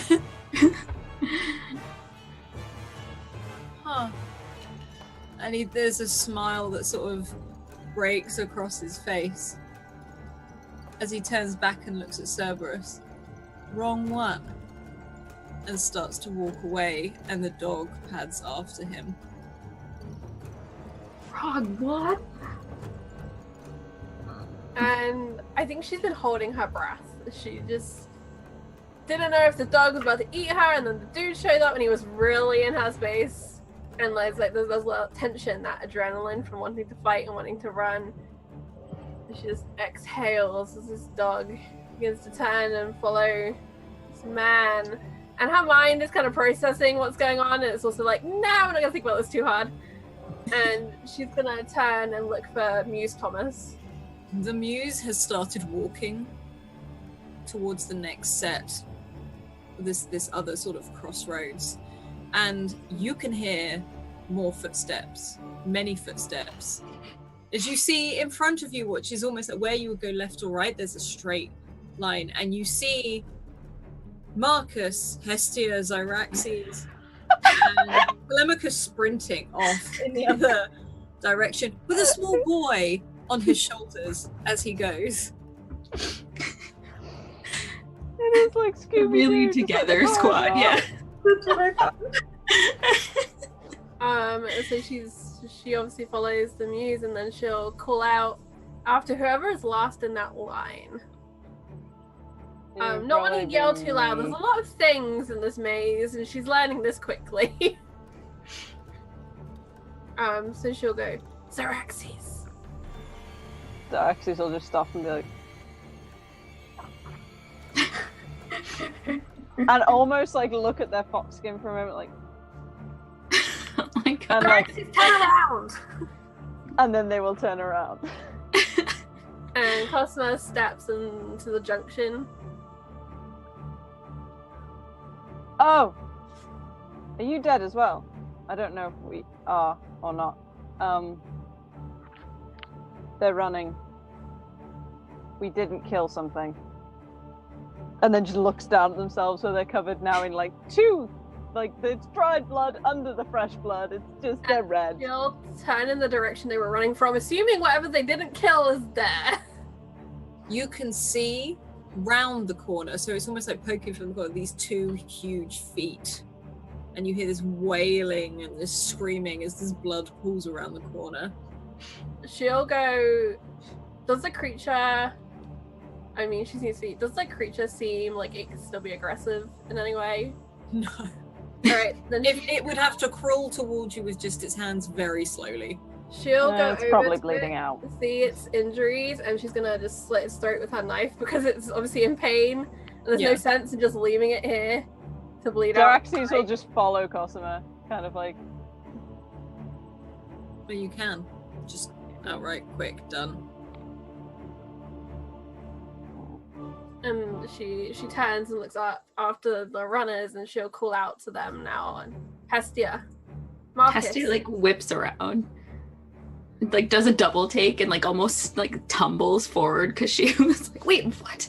Yeah, Telemachus crashes into the back of you. He was not expecting. Oh, and she's like, "Oh god!" You hear a slight yelp Trips from Hermes. everyone. She's like, Hermes "I doesn't- tumbled." Hermes doesn't fall off, but you see that, hear that slight yelp, what? Like, as he sort of. And then, like she's like, "Oh, ow, okay." And she turns around, Cosima. Cosima, where? And Marcus is like sitting up where he like tripped and fell on the floor. And she like leans down to like put an arm underneath Marcus, and she's like, "Come on," and then like helps both of them up. And she like starts really hobbling back over to where Cosima and Xeraxes are. over the Cyclops. Did you say it was dragging a sword or something? It was dragging No, something? it literally just had huge Just hands, its body. arms, yeah. Does it wear anything significant? Any amulets? Any? There doesn't seem to be any amulets or anything. However, Hestia, because trinkets, you see a ring on its hand. And this ring is almost probably the size of like a bracelet for you. It's like a sort of like almost like a gold ring with a flat front. And on this sits a variety of symbols you don't necessarily recognize, but this sort of shows a like you can see the swirl of wind, you can see a lightning, you can see water, you can see a mix of things here. She approaches it. Does she feel like it's safe to touch? Yeah, Crap. Cosima has killed this thing. It is not moving. Oh, she meant the The magical items, ring. so. Oh, sorry. Yeah, no, it looks fine. It Okay. looks literally just to be symbol. She picks it up and she just feels pulled to all the symbols, especially the lightning. Mhm. And she just kind of slips it on her arm. She's like, wow. What do you guys make of this? Xeraxes is kind of like flopping in you know, patting in like the blood and is doing their weird daubing of symbols and stuff all over the Cyclops' face and leg and stuff. Because, you know, he would have bled out eventually, and this, you know, sacrifices must be, you know, named like basically like the crazy version of Dionysus. This is for Dionysus, like all over the Cyclops. Was here, yeah. Yeah. Getting close to, but not entirely like fuck Poseidon, this is mine. Yeah. He's a competitive worshipper. Cosima comments that Cerberus hunts something in this labyrinth. Someone. So Cerberus is here, Marcus says to Hestia. How did you get here? Where did you come from? And she searches in her mind, see if she can recall how she came to be here. Roll me an intellect check, please. Let's see if she remembers. 2. You don't remember much. If anything, the last thing you remember is being outside that house. You stepped outside for a moment to get a breather, and you remember a hand coming over your eyes and suddenly feeling incredibly sleepy and very sort of nauseous. But it sounds silly, but you could smell, the smell you picked up was the smell of sea air, the smell of Like briny. brine, that brine sort of smell. And the hand was well worked. It was rough. I was led here, brought here. I don't know how exactly. And she's processing, and she is definitely skipping some details. I left for a moment, and then I was here. It's a maze. And the muses, and she turns to look for Thomas Muse. Thomas Muse is walking away from you. You can actually see him down this corridor, heading towards what looks like something not part of the maze. It's not built out of the same rock. If anything, this just looks like normal rock face. Dark, almost maybe a little bit of sandstone in there, but it's a real mix. And through a tunnel, and the rest of you recognize as these lights start coming up again. This is very similar to the tunnel you first came through. She reaches up a hand and places it on Hestia's arm, and glad to see you're well. And then she frowns, seeing like the pain that's probably panging, I imagine, across Hestia's face. She reaches up and like puts her hand over Cosmo's, and she's like, "It's good to see you too." She's like, "But you said that Cerberus is looking for someone?" Yes, not me. I was expected. It told you that? No. His master told me that. And her eyes, like everybody knows who his master is, and she's just like,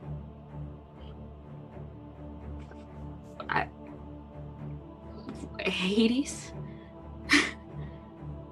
Come on. And she's gonna start heading off after Thomas Muse. and she's just like, still like, wait, Hades? And she's like, as you drag her like down the side. Marcus looks at Xeraxes, presumably still playing in the blood, and is like, come on, let's go, I guess. And they just kind of like, drop like a massive hand in the blood and just like plap a bright red handprint down on the Cyclops' face, and then kind of like shake off a couple of drops and follow everyone else. Best finger painting ever!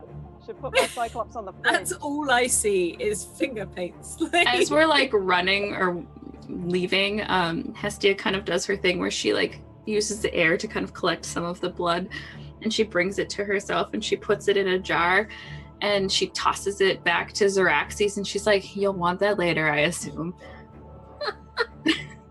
Such a mum. And there's just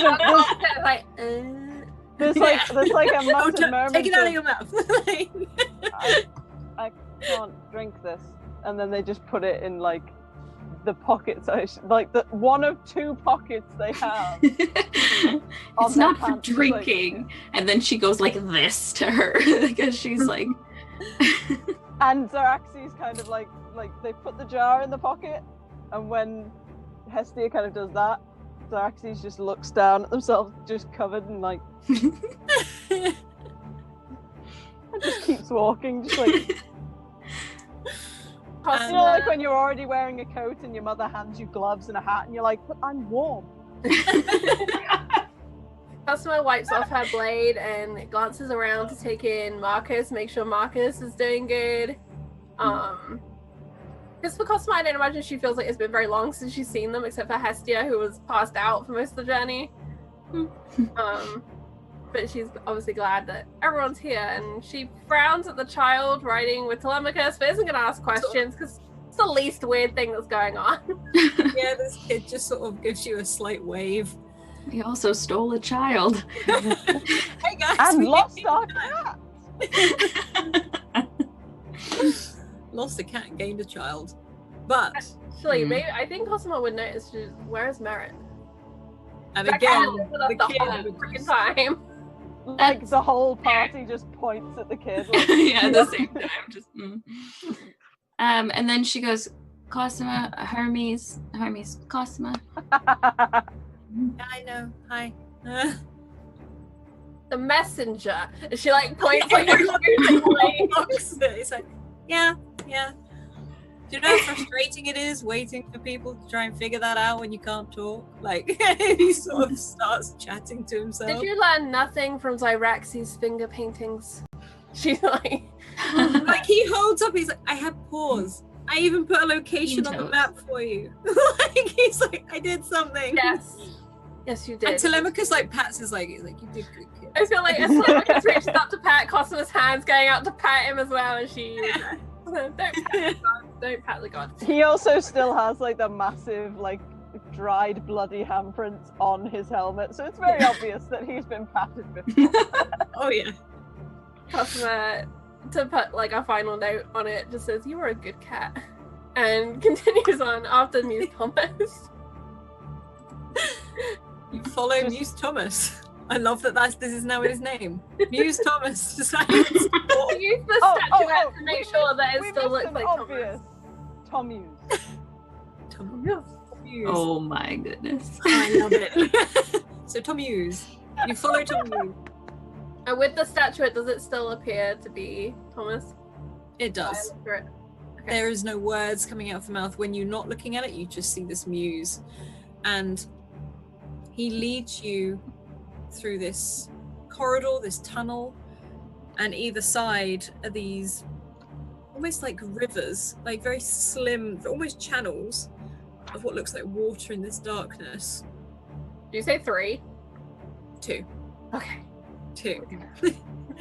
3 is just a number Cosima doesn't like anymore. Yeah, 3, not her number. But it's a magic number. Yes, it is. Problem. Yeah, Cosima doesn't like magic. So. Cosima quickly comments to Hestia, "There are real muses, guardians. You must follow them. The others we have seen have been fake, sent by Yura." So she's explaining things because she doesn't know that Hestia's already been caught up. Yeah. Yeah, at some point Marcus will be like, yeah, we kind of, when we first came in the cave down here, we ended up being surrounded by the bad kind of muses. You've been We down got here away. before. So we're going to follow this one as she kind of gestures. Yes, look. And she'll hand the statuette to Hestia. Hold it and look. And she's still like walking, keeping an eye on this one muse. Yeah, She's like- you look through and you see this man. Do you know this man? Thomas, my husband. And then she stops. She's like, your husband? The one taken by the sea. The one who had been searching for something he shouldn't have. Maybe he's here. And then she's like, oh, here you go. And she takes the statuette back and this continues pushing on. She wants to be really alert with her ears for the sounds of any more danger because we've encountered a Cyclops and Cerberus and Hades. Hermes is chilling out. There's a lot going on. Hermes is chilling. Hermes has done nothing wrong. He's just like, hi. He is adorable. And you can walk down this corridor. It's quite long, but as you get to the end, Cosima, as you're particularly listening out, you can hear voices.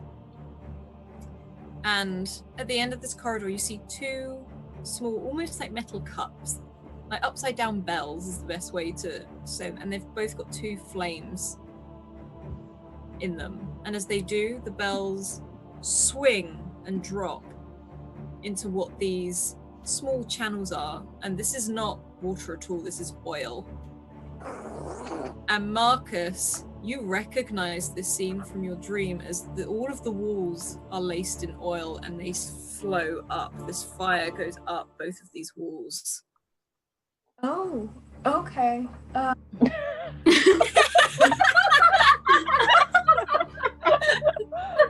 I have so much love for Marcus, just, well, dang. Oh, look, a Cyclops. Of course there's some. Oh, heck. Yeah. Or, Like, look at literally, us, don't worry, we are- guys, I got this. We are living the "this is fine" meme. Just this is fine. Literally. Oh, okay. That was good. He's like, guys, this was in my dream the other night. When I guess you guys don't know about my dream. Okay. I like how he's like probably saying this. I guess you don't really know. What dream? Real are you Papa. I had a dream. I came to the Library of Alexandria.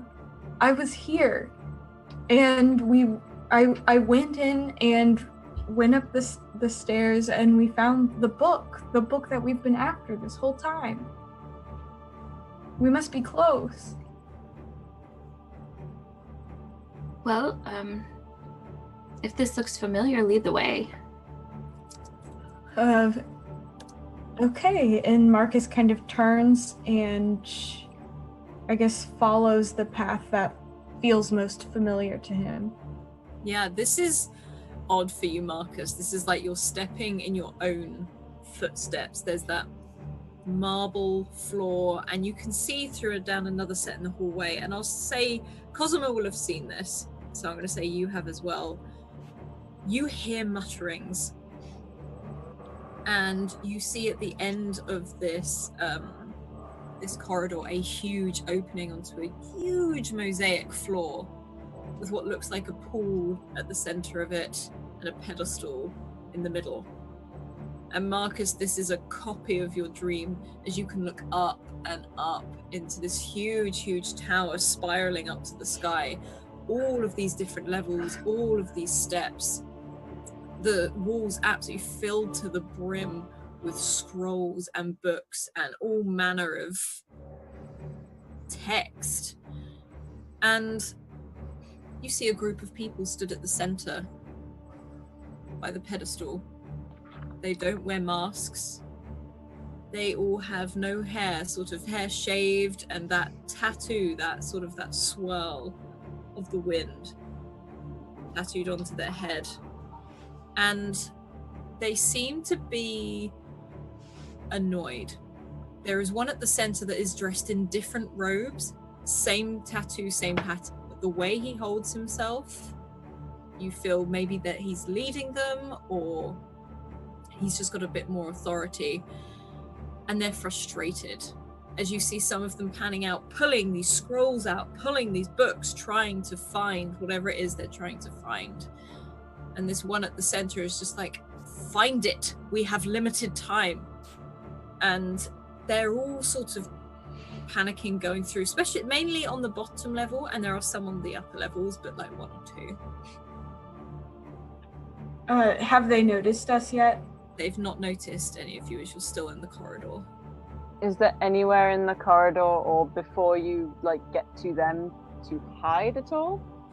There is almost what looks like another, like almost like a porch, like a step out, but it looks like it's a corridor that goes around the side of this part of the library to go up some of the steps before you hit the actual center. Did your dream show you where the book was at all? Where the what was? Sorry. The book. It was up the stairs in a separate room. We should try to get it before they do. And she's like whispering and Yeah, we should. Shoot. I don't know if there's another way. They weren't in my dream. And he kind of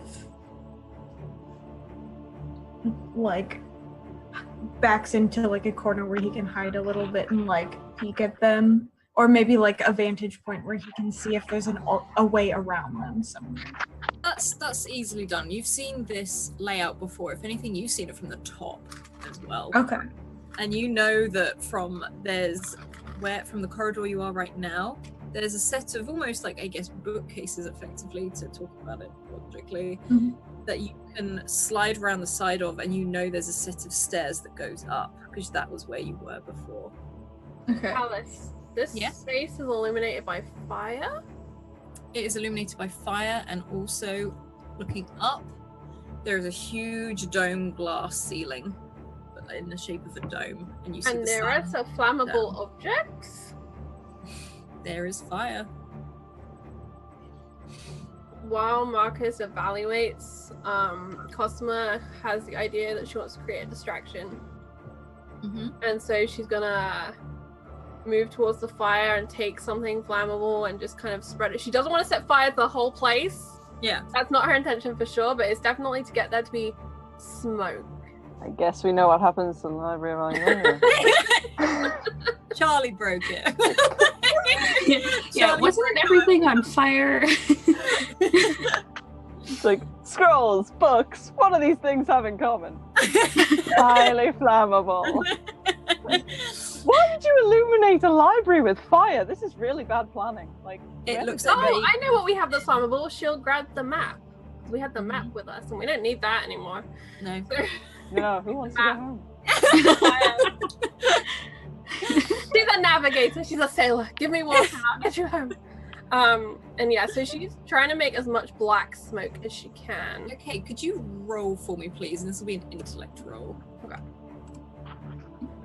Yeah, on a 5, you can sort of, even with the embers from the walls of fire, you can just hook the end of this map and start fanning it. Are you stood in a particular place, or? Seeing as Marcus has said he wants to go up, she's going to move around the corner and begin moving away from the direction where the stairs are, hoping to drag people towards her and away from where Marcus wants to go. Okay, yeah, I will say you can do that easily, but Marcus, what are you doing? Are you moving as you see Cosima do this? As he sees Cosima do this, he'll let it happen, and then kind of as soon as it's obvious that she's trying to make some kind of diversion, he'll kind of motion to the others and be like, follow me, and steal towards that, the roundabout way of getting up that he knows is there. Okay.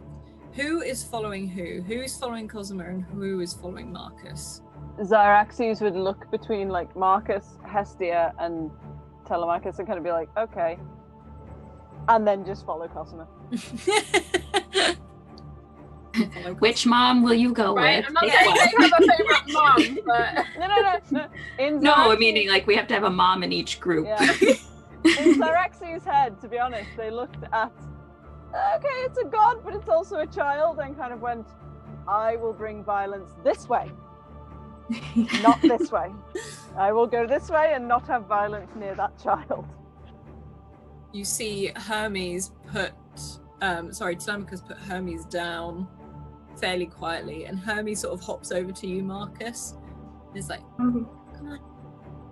Okay. And Marcus kind of keeps going, leading everyone up through those bookshelves and up the stairs. Okay, and where's Hestia going? Sorry. She's following directly behind Marcus and Hermes. She's looking around a lot, but she's trying to be very protective of both of them. And also, she grabs a glass bottle from her pouch, and she, quietly, under her robes, she infuses it, charging it with electricity, so that it's kind of like a little bomb or a distraction if needed. It's like basically a flash bomb. Yeah. Like, boom, boom, from the Yeah. Like, boom, boom. Telemachus stays by the entrance. Again, sort of, he's got his sword drawn, and he's waiting just to see if he needs to get people out. But he waits. And you can do this. You can walk up the sides. I need you all to make a speed roll for me, please. 5. That's hilarious. Oh my god! 3. Can I re-roll? Yes, of course you can. Okay. Okay, it's the same one. Well, Never I mind. have a Welcome to my world. I have a reroll to gift, so if you would like my reroll as well, use that one. 'cause then- It's the finale. May as well use it. Yeah. I'm supposed to be a distraction, so I think I'm fine being loud and There we go. fucking Marcus terrible. and Hestia, you manage to start creeping up this set of stairs with Hermes close behind you. You can see the level you want to be at, Marcus, another set of stairs up, and you work your way towards that, and you can see a muse. A normal muse, sort of just walking, very much like the one you saw in your dream, just doing a lap. It's like, and he walks straight past one of these worshippers of Eurus with this, who is currently just like not being gentle at all, like pulling things apart, trying to find this book. And this muse just walks past, shakes his head, and keeps moving. Like this follower of Eurus doesn't see him at all. And Worst librarians ever. as you look down, you don't even see Cosima move. You just see that black smoke as she sort of weaves in between things. You see a very awkward Zyraxes sort of like move in between the gaps. I just see like Abe out of Abe's Odyssey. You know that walk? Yeah. That's exactly. You see what I thought. Zyraxes not being subtle. And Zyraxes and Cosima, can you give me another intellect check, please?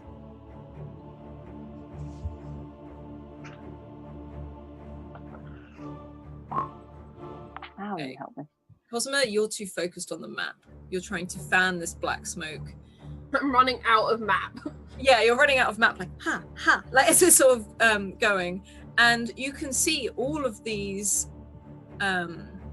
followers of Eurus sort of stand and look at that smoke and go, what?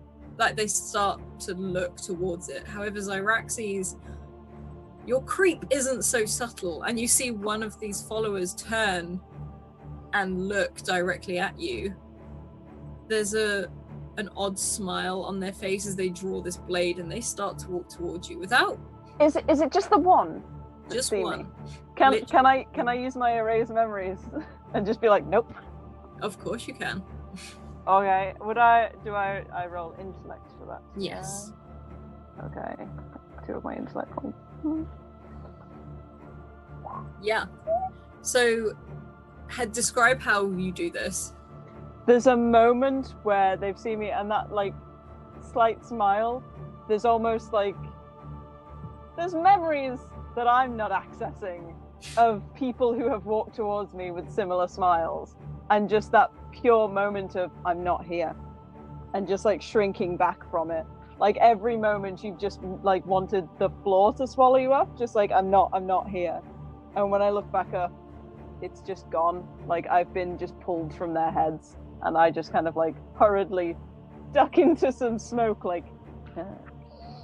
And as you do this, you see this follower just go, look around, look at the blade he's holding, like, and puts it back and starts to walk towards the smoke. Marcus and Hestia, you can see Hermes just sort of says like points towards this follower of Dionysus. I can't. That's the wrong thing. That's me. Like the follower of Eurus, as they're just pulling all of these things out, and you can see as they're moving along, they're getting closer and closer to that book.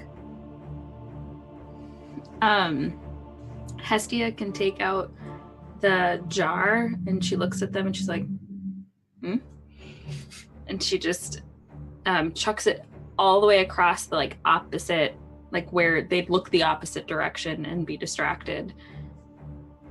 Okay, can you roll a might for me, please? Oh, This is goodness. electricity, right? Yeah. Okay. Ooh, I did really well. That is 5. Okay, you roll a 5, and you throw this exactly where you want to throw it.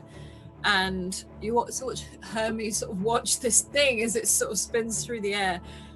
and there's a crash, and it's like a static bang, and a very small fire starts where this electricity is, but the electricity starts radiating like around this small fire, and this follower looks and runs straight to where this fire is. Hestia just flashbang them. Yeah. Flashbang. Yeah. Whoever got planning permission for this building is just like, oh my god, so much fire, so much paper. Well, that's why they've got these muse guardians. People like us aren't meant to be allowed in here. Yeah, but light it with anything else. I mean, fireflies. I've got something. nothing else. Not you. I meant the I know, I mean, come on. Firewalls. Who thought that was a good? Marcus is like, okay, good.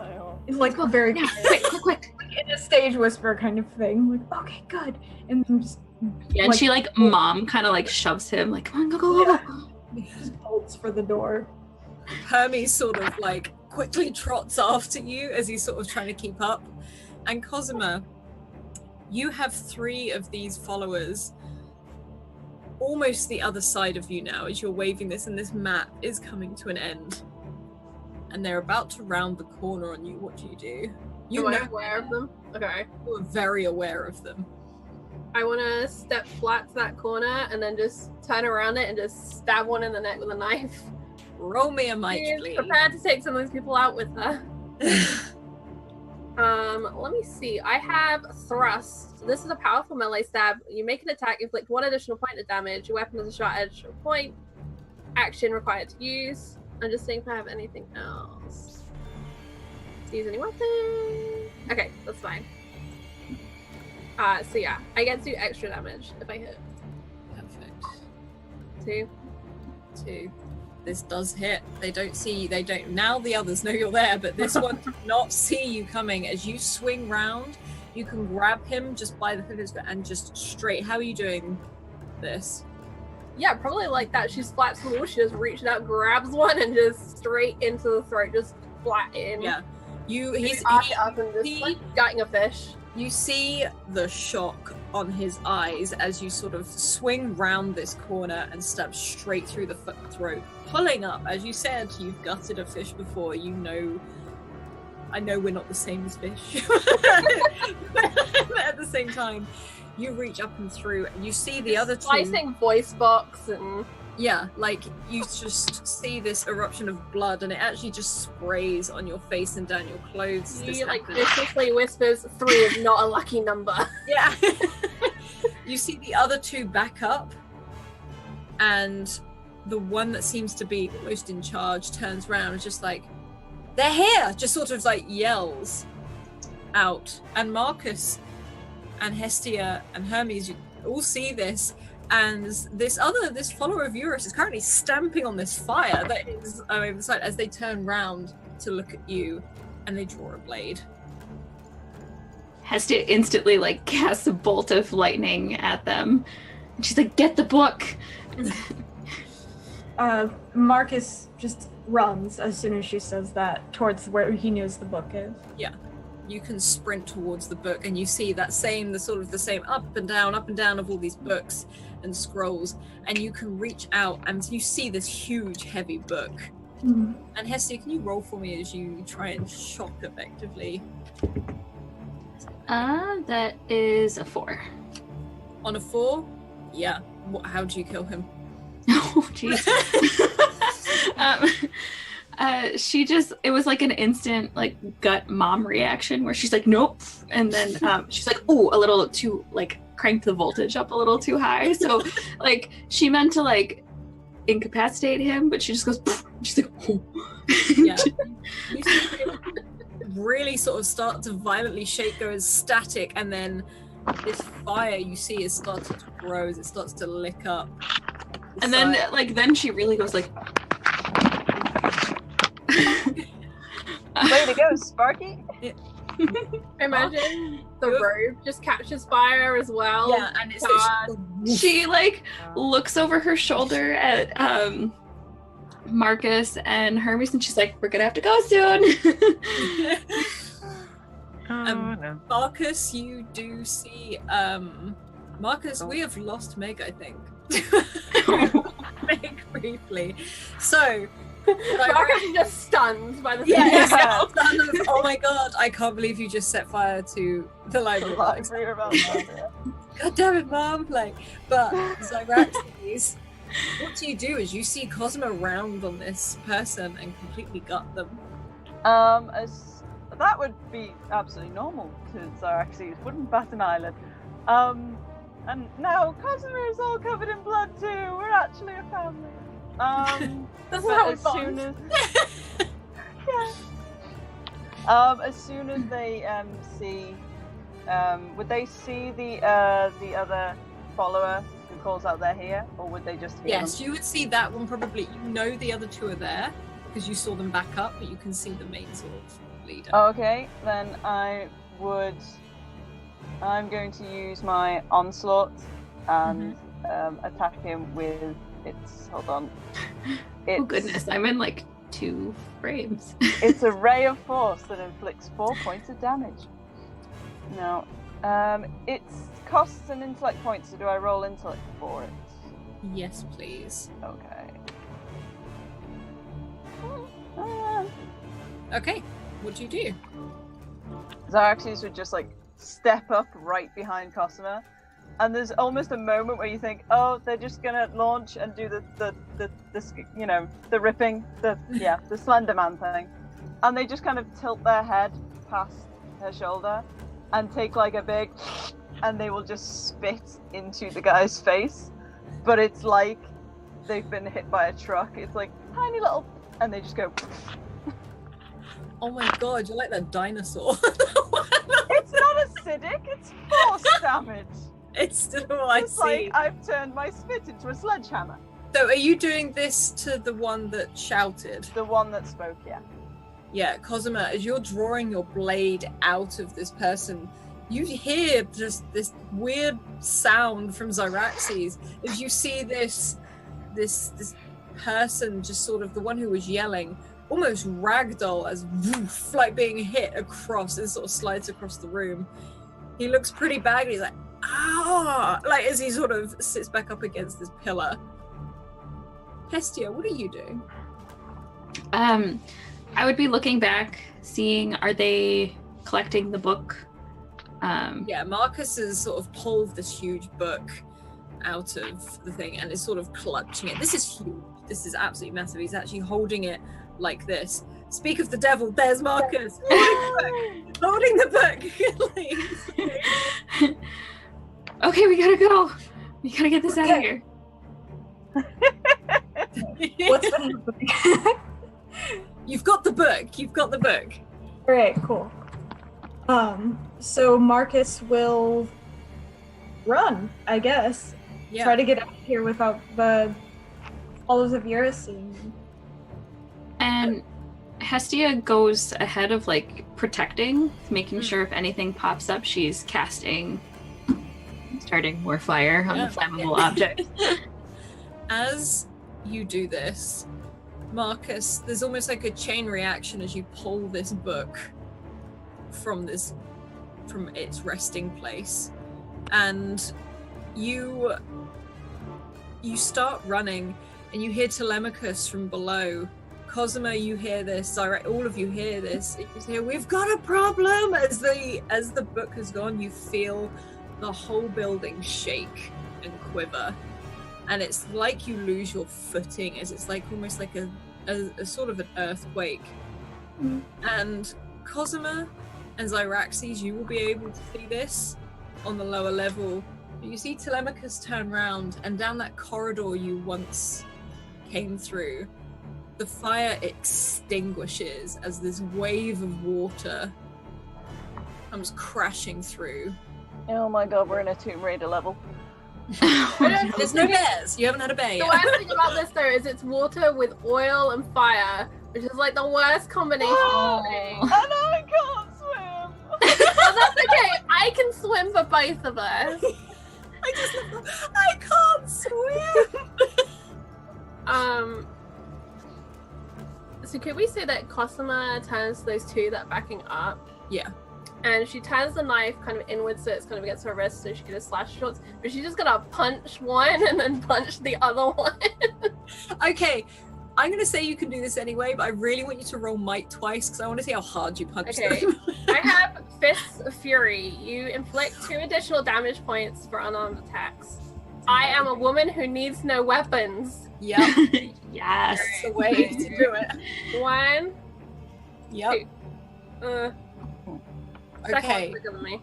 You sort of like you punch, you sort of miss the first one, and he gets a bit cocky. He sort of steps back, just like, and you can see a smile on his face as much as he looks happy that you've missed him. And the other one you just crash into, and the one who felt fine gets knocked back by this other one. And as you turn and you see this water, and Telemachus is gesturing for you to climb up the stairs as this comes in, and Cosima and Zyraxes, this whole bottom level, the water is rising and crashing about.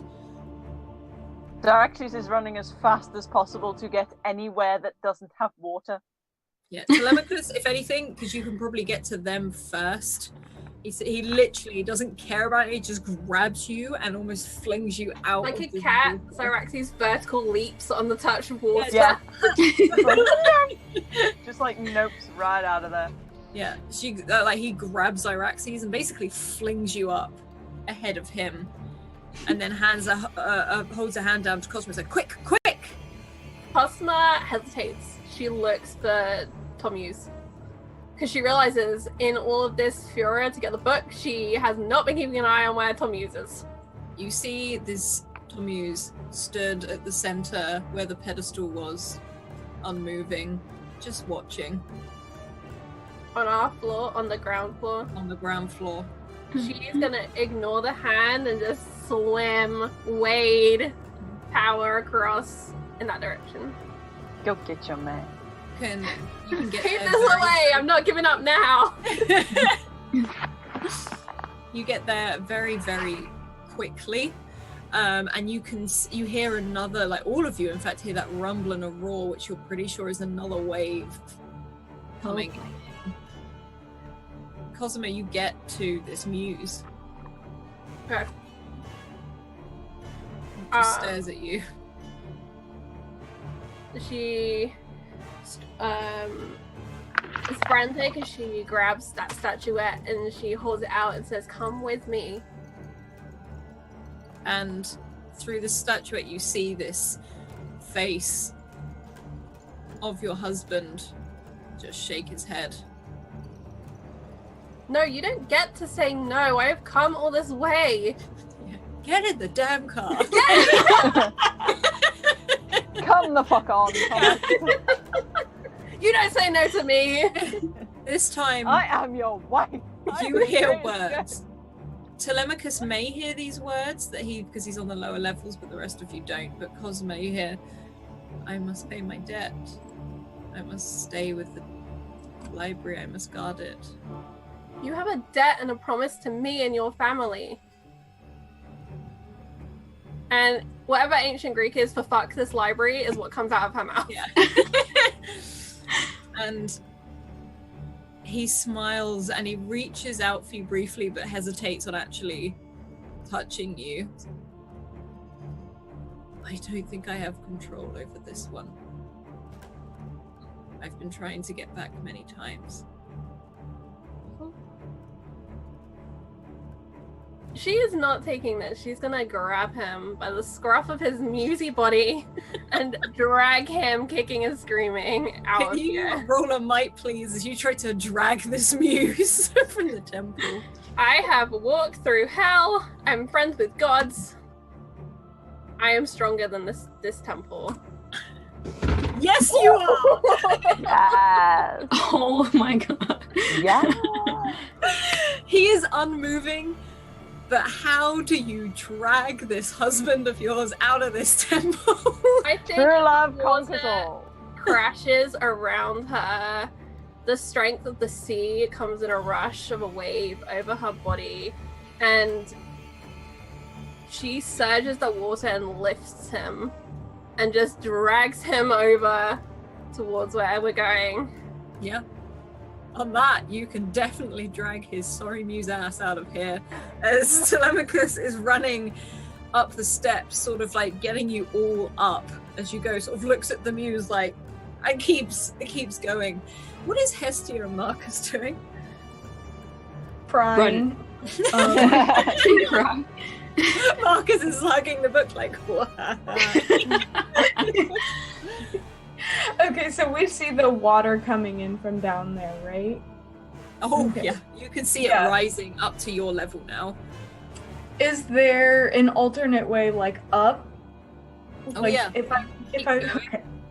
Alright. And the only way up right now, the only what looks like could be an exit, is a glass dome window. And where is Cosima going again? To higher ground? Or is she just Same way. I dragging? think you're all on the same sort of route because that's where Telemachus was dragging everyone. Okay. I'm just running up because the water is coming up and I'm getting away from the water, so I'm just running up. Yeah, if anything, Zyraxes is 2 levels ahead of you, just And if they're like stone steps, Zyraxes is full on like running up them on all fours like you do at home when you're a kid. And no Yeah. one's I'm envisioning like Marcus standing here trying to evaluate the situation, and Xeraxes just zoom. Like, okay. runs past. As you There's see, probably just some like Doppler effect screaming, just like. going around the loops of the way. Yep. And you see in this water as it's rising, there's bits of it with that sort of almost rainbow colourful effect as the oil swirls round, and you see fire sat on the top of this water. Of course. Marcus is so done with this. Just a swirling whirlpool of death. And just like hanging onto this book, he just is like, only way out is up, and starts running up the stairs after Yeah. Xerax. You keep running, and you've got Telemachus and Hermes at the back.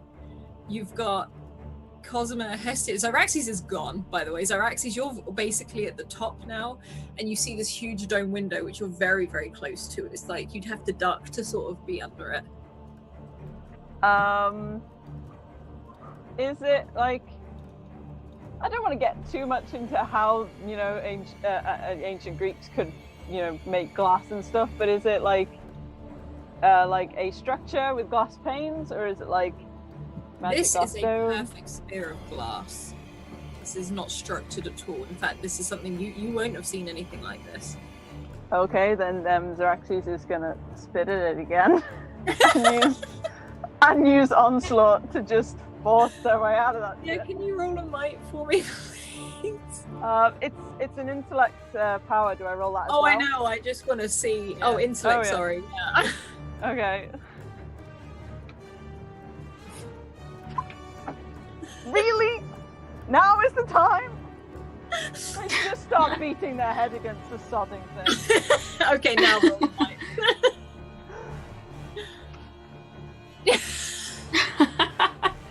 You see the rest of you get to the top level as this water is rising, and as you sit on the top level, it's starting to pool around your ankles.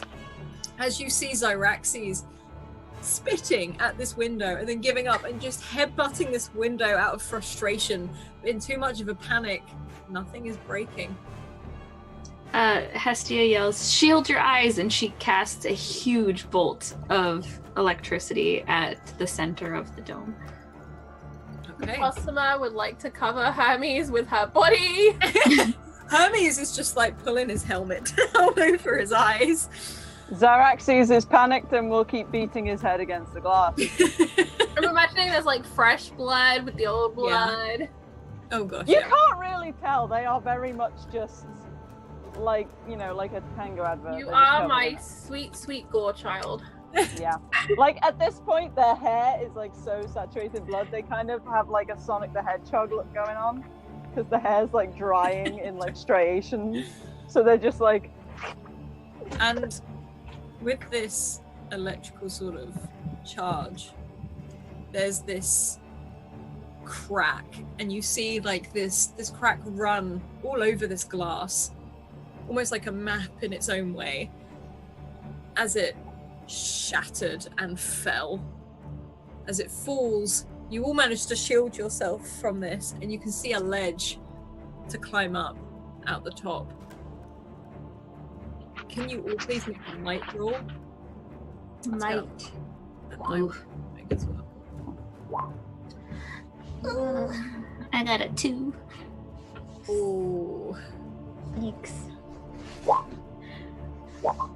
I think Hestia would look at Marcus and she says, "Focus on getting out." And he feels like the book lift out of his arms as she like holds it with magic. She's like, "Climb out first." You can climb out as you don't have the book anymore. You can start to climb out. Marcus, you are the last one out as you see this water start to rise up and up. And you look out and you realize you are in a very high up place. You're on the top of this huge tower, and you look around and you see this huge wave growing higher and higher than the tower itself, and you can see it in the distance coming crashing towards the tower. Get back in the tower. Back in the tower. My knowledge of the ocean and stormy weather, would I know what the best thing to do when you're about to get swept over by a tidal wave is? I would say for Cosima, yes, actually. And you can see this water is raising up to at the same level as the height of this tower now, so you can jump into water effectively. You're almost surrounded by the ocean now as you see this huge wave. And Cosima, you know you want to get to this wave before it breaks, and you want to get away from it swim through it. flung into. You want to swim towards this wave. And she yells this as quickly as she can. And she's already gone. She's just practically just like curled into a ball, like, nope, not happening, no. Like Telemachus looks at Zyraxes, just like, come on. And you also feel this push of energy behind you, Zyraxes, as like air seems to like push you towards. Yeah, don't electrocute anything right now. No electricity. Zyraxes is still like, walking in that that angle, like it's not And Hestia's behind him, like, ugh. And Telemachus dives in. And again, Telemachus is a swimmer. He starts catching up with Cosima, and you see them. It's almost like ants on this huge wave. But you can see as it's getting higher and higher, and that white foam as it starts to break at the top. I need you all to make a speed roll for me, please. Oh god. Tom Muse is coming with. He has no choice. Tom Muse is Just like in that weird hole where the like the arm is lifesaver. under your neck. Just like, yep. Yeah. Okay. I got a 3 as well. On a 3. Okay. 3 as well. You Oh, all that's swim great. at a steady pace. You get closer and closer. If anything, Cosima's probably like backstroking this as she goes, because this is natural to her. You get closer and closer to this wave, and as you do, as this wave rises up and you get closer, there's just this wall. You don't see the sky anymore. It's like a shadow comes over you all, and through this. Can you all of you make an intellect check for me, please? I like the idea that Hestia's just using like the telekinesis to just like pull Yep. through the water. Like, Just like, nope, you're coming with. Okay. 4. Cosima, you don't see this until the last minute, but the rest of you do. As in this wall of wave, you see this face, this huge face, this bearded face, these bright white eyes, and a Triton as this huge god leaps almost through the wave and crashes with you. You feel like almost he is the wave. And I need you all to make a might roll as this crashes over you to get to the other side. 2. Okay. I'm gonna spend another point of might. Do I technically have a reroll? Oh, didn't need to. Oh, okay. That's okay. You see, Cosmo, you see this huge form coming towards you, and you manage to ride this wave almost. You dive more at the side, and you get that extra sort of bit of air as you can go all the way through the side of this wave. The rest of you feel this pressure throw you back and tumble. And Marcus, you hear yelling from somewhere as you've sort of drifted back on a 0, this huge sort of crashing, this white foam, as this force hits you. And you feel your whole body ragdoll as you get sent down into the depths of this water. But you feel 2 hands grab you on the shoulder, because I rolled for it separately because I wanted to see what happened. As you feel yourself shooting very quickly up out of this water again, and you break the surface and you keep going as Hermes has grabbed you, and in a spluttering mess, like his hair is dragged all down his face, he's like, "It's working again!" as he's flying over the top of this wave, and then it catches him at the last second, and you both tumble and crash, but the wave the other side, and you are all thrown into this darkness. Marcus, are you still holding onto the book? I thought Hestia was using her magic to drag it along. Okay, Hestia, when all this has happened, you roll me a might, please, to see if you can keep hold of the book. Oh, goodness. Oh, 4. You manage to hold on to this book. With a mixture of dragging Zyraxes and this book, you manage to force your way through, and you're in this tumbling mass of dark water as you plunge deeper and deeper into the depths. Zyraxes, how are you feeling? I am Curious. probably drowning. Can you It's all- very likely that I am drowning.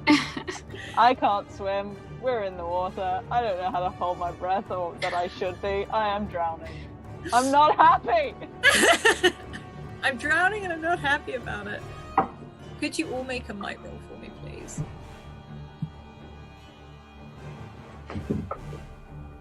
Really not fucking happy!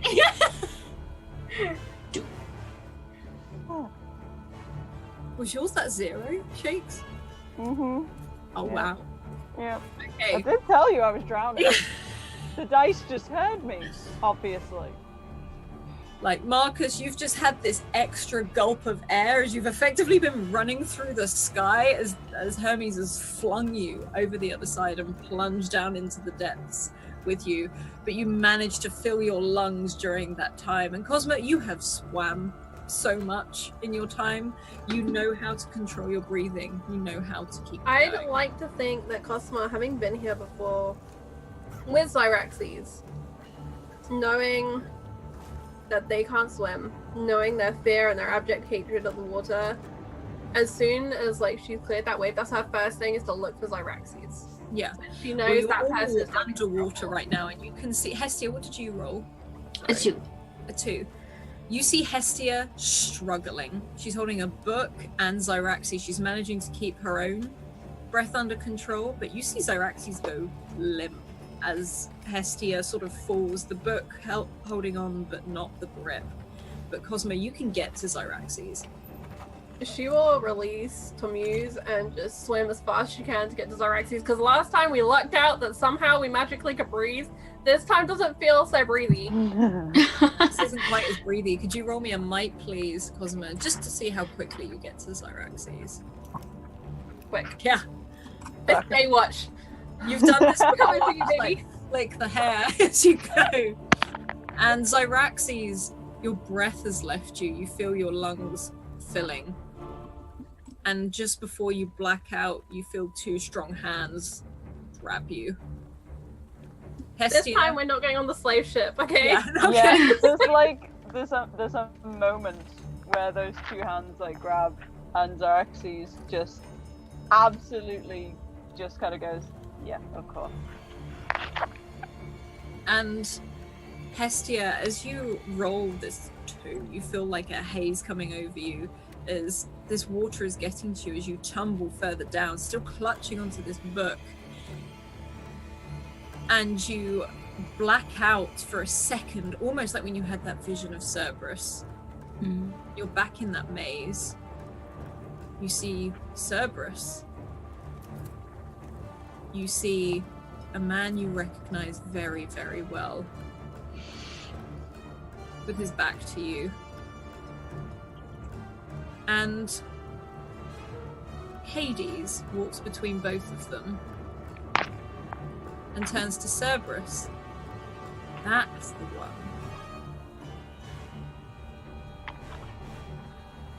What? He's pointing to the man? He's pointing at you. Oh no.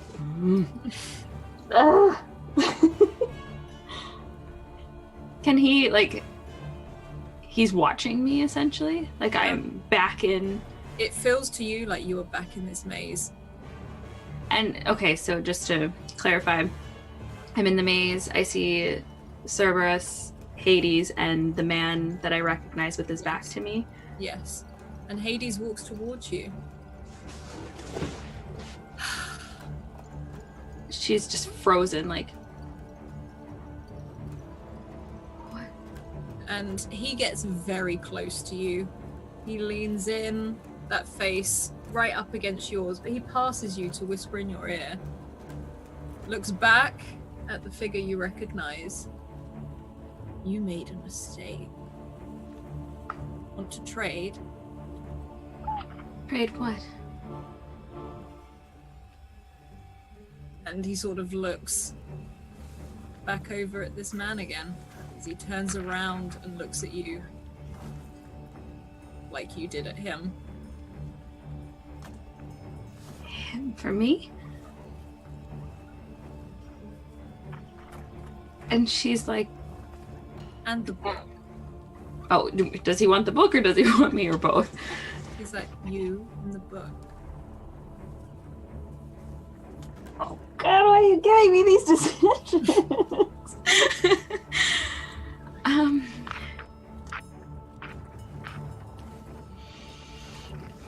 I know what Hestia would probably do.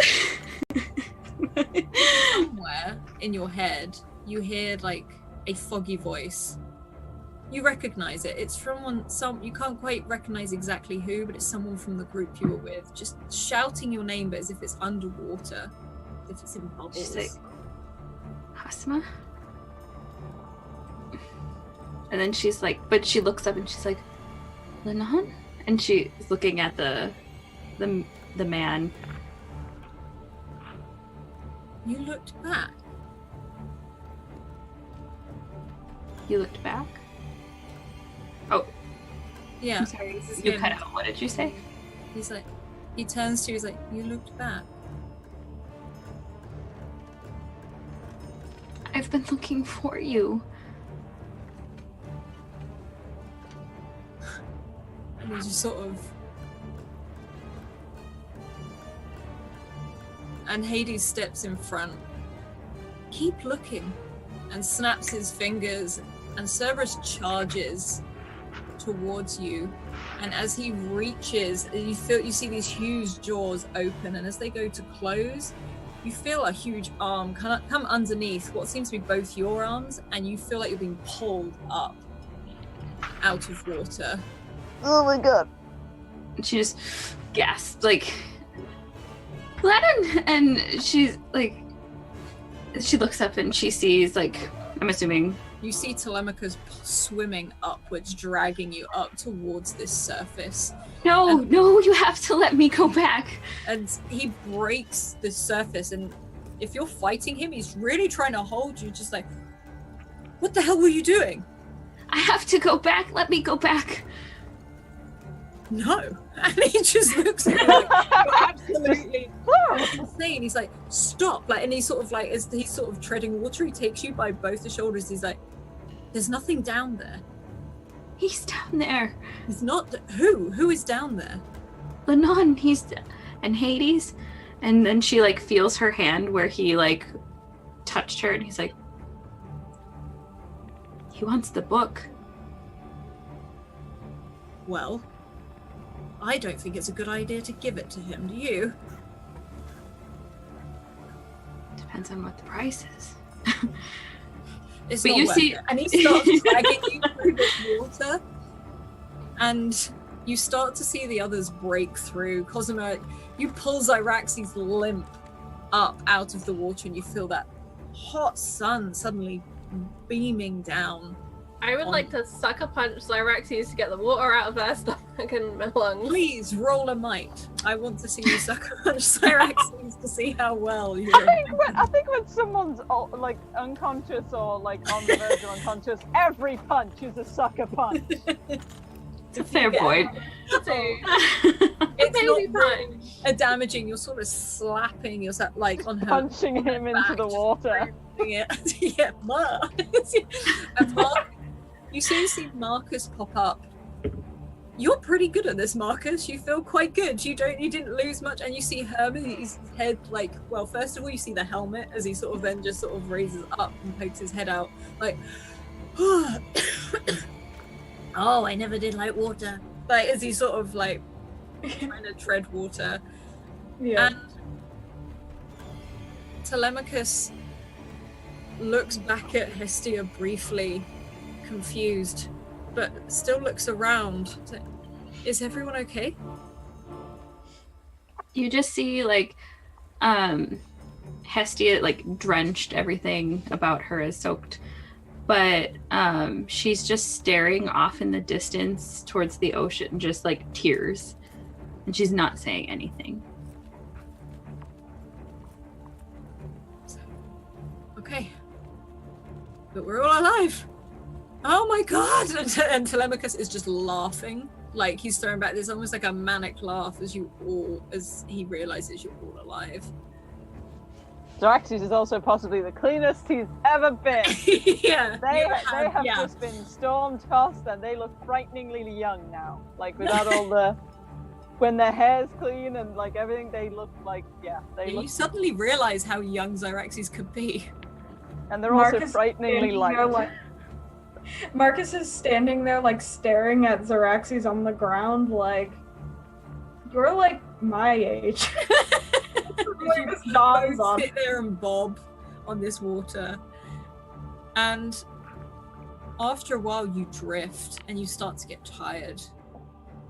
You sort of Cosima would be looking for debris, exactly the same as before. Something to put Zyraxes on, something to, like... Yeah, you can, there's bits, it's almost like you can see bits of tree come up to the surface. Am I unconscious, by the way, or am I No, just like? you've woken up, you're probably not happy Yeah. about it, but Yeah, I'm probably trying to like climb on top of Cosima just to try and get away from the water. Just there's panicked whimpering. It's like, it looks 17, is acting about 3, and it's kind of like a weird cognitive dissonance moment because they're just so pathetic. It's so sad. Drown me! And she pushes Zyraxes onto one of these wood bits, like, try and drown the wood, I'm done. Yeah, just like on the top and clinging, like shivering, like. and it really rocks, like it's rocking side to side because it is a round thing, but you can all hold on to this. And you They're actually just whimpering and like pressing their face into the wood, like doesn't want to look at the water, just like. and you drift for a long time, for a very long time. In fact, you become so tired, your eyes become heavy. You see Hermes sort of hovering above the water, almost guiding this wooden pipe, sort of pulling the top ends of it along. And you hear, there!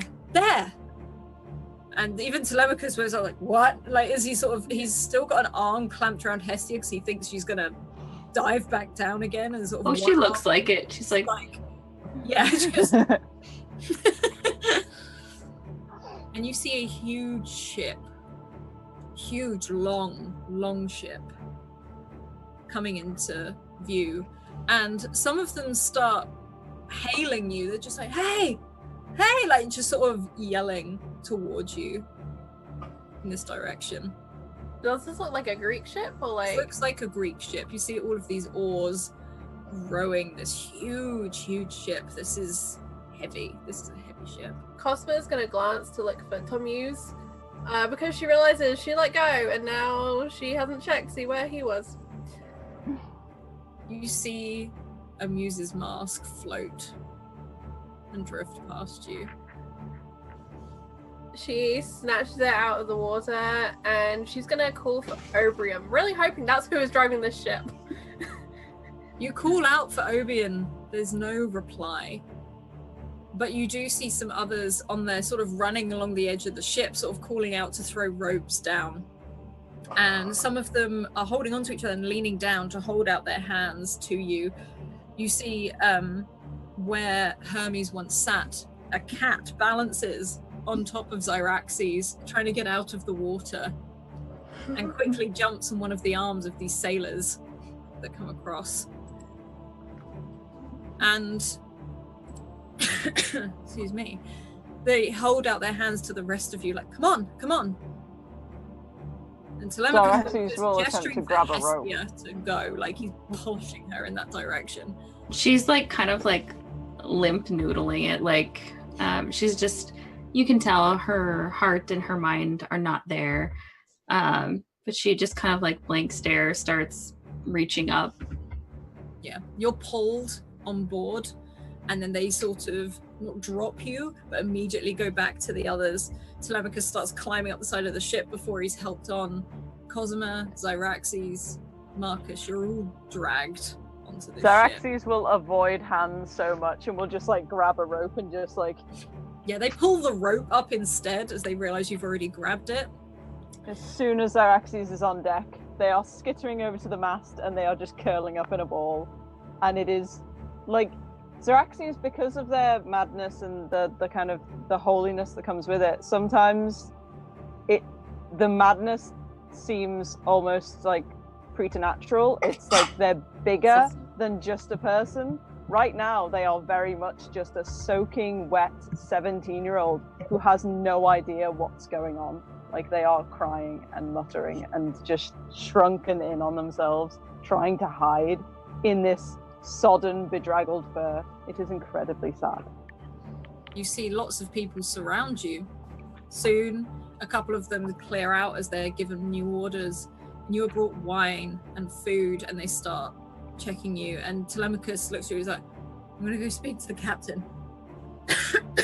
As he's sort of like, okay, all right, and he sort of starts walking up towards where the captain is. Cosima would like to speak to Hestia. Mm-hmm. She's just, you can see her, like, she's standing, looking out over the edge of the boat out onto the ocean. She just kind of has this blank stare. Who was down there? You were talking to Telemachus. I imagine Cosima just caught like the tail end of it as everyone was kind of breaching. As they came up, you heard more sort of Telemachus telling Hestia. And she knows this look to the ocean. She's been there. Yep. Knows this one. Hestia says, there was a man I loved, Lenon. He died, and I wasn't always the way I am now, as she gestures to her hair. I didn't even have this magic, as she holds up a hand and just kind of like, almost as if she's like disgusted with it, sick of it. You see like a little of that electricity sizzle. I was a great healer, but he died and I couldn't bear that pain. I went to the underworld and I brought him back. But the gods punished me for it.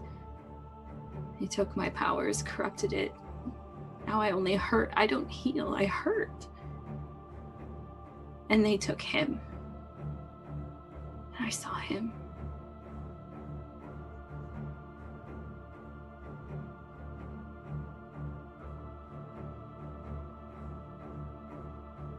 And Cosma is just quiet for the longest time. There's a rational part of her which understands you can't heal if you are hurting. But there's a part of her that's like, we should just go back and get them both. And that's the part that takes control as she offers out a hand to Hestia and says, it's not too late. We can go back. And she looks up at her for once, the flat affect leaving her face. We can get them back. I've defied Hades once. And she puts her hand out.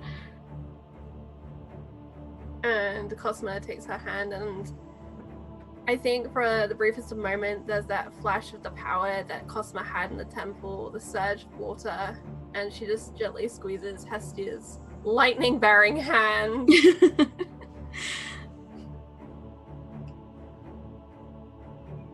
And Hestia just kind of nods.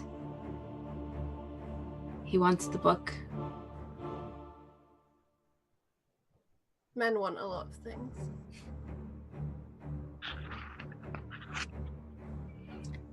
Let's see that they don't get what they want. We'll find something else.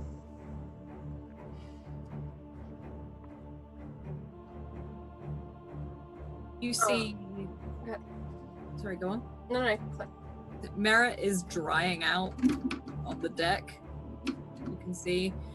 And Zyraxes, what are you doing? Still cowering against the mast. Yeah. Pretty much ignoring anything, like any movement near them, they will just flinch away from. Anyone brings them food or even drink, and they will just flinch away and ignore it. They are very, very stressed. And they're not really there. Like it's almost like you're looking at a scared animal. There's no recognition happening. It's just pure panic and reactionary kind of flinching and swerving, and they will just like cower. Okay. Did they bring us like towels or blankets or anything? Marcus, this man comes over to you with food and towels, which he's handed out to the others, and he hands it down to you, and he's like, you're very young to be on a boat. Well, you don't look like you suit a boat or a ship. I always get told of calling it a boat. Not usually. The past few weeks have been my first time on the sea. Have you enjoyed it? And this man is huge. Again, this is another very broad-shouldered man, very sort of sandy, like blonde, sort of brownish hair, and a beard as he smiles down at you. Like, did you enjoy it? And Marcus kind of like laughs at this, and he kind of like gestures vaguely at the thing they were clinging to, and is like, obviously it didn't end as intended, but overall,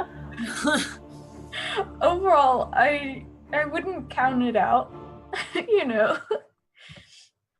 Well, don't let a little thing like this put you off. And he sort of like laughs and slaps you hard on the back, like really hard on the back, and throws back his head with a real sort of like chesty laugh.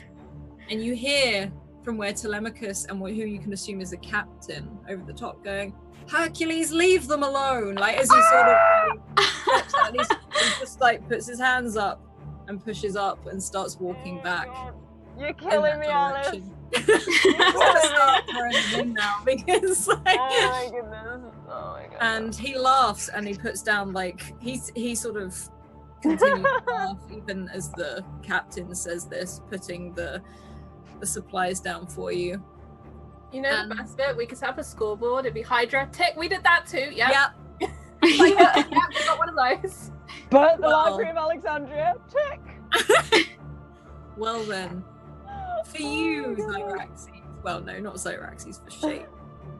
The captain comes down to all His of name's you. not Jason, is it? I can't handle this shit.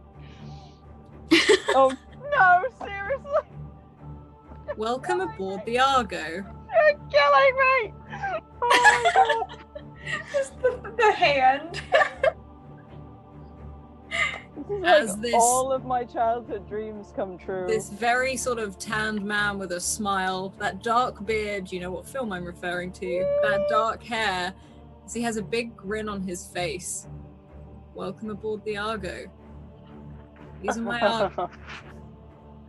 And Hestia, as you hold this book in your hands, looking down at it one last time, you sort of brush your hand over the top at this inlaid pattern of a silver tree.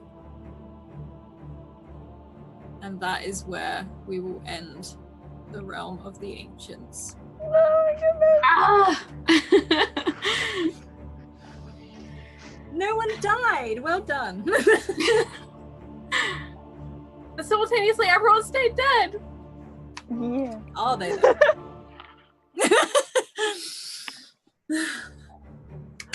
Yes, but we're going to do it slightly differently. Today we're going to go around and say hi and do a sign out properly. We are going to do credits, so if you don't want to do all of it, that's fine, but I'd love to hear, as it's the finale, if you had a favorite bit today or if you have one in the whole series that was your favorite. So let's start off with our very own Hestia, shall we? I'm going to call you by your character names one last time. What my favorite moment of all was? What would you prefer? It's up to you. A favorite of all, favorite of this session. You know, I loved the parts where gods were kind of intermittently revealed. But I am one of those big, like, I love plugging character backstories. So having you put me there in front of Hades with Lenon there, and then being able to tell Cosima my actual backstory for once, that was my favorite moment. I felt like my character finally blossomed into who she is. That was, yeah.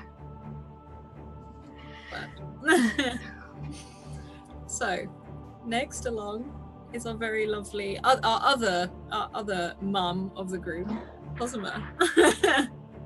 That was so much fun, and I loved seeing everyone's journeys. Even though I think Hestia and Cosima basically agreed to stay on the path they were on, I think everyone became more empowered and more aware of what they could do on this journey.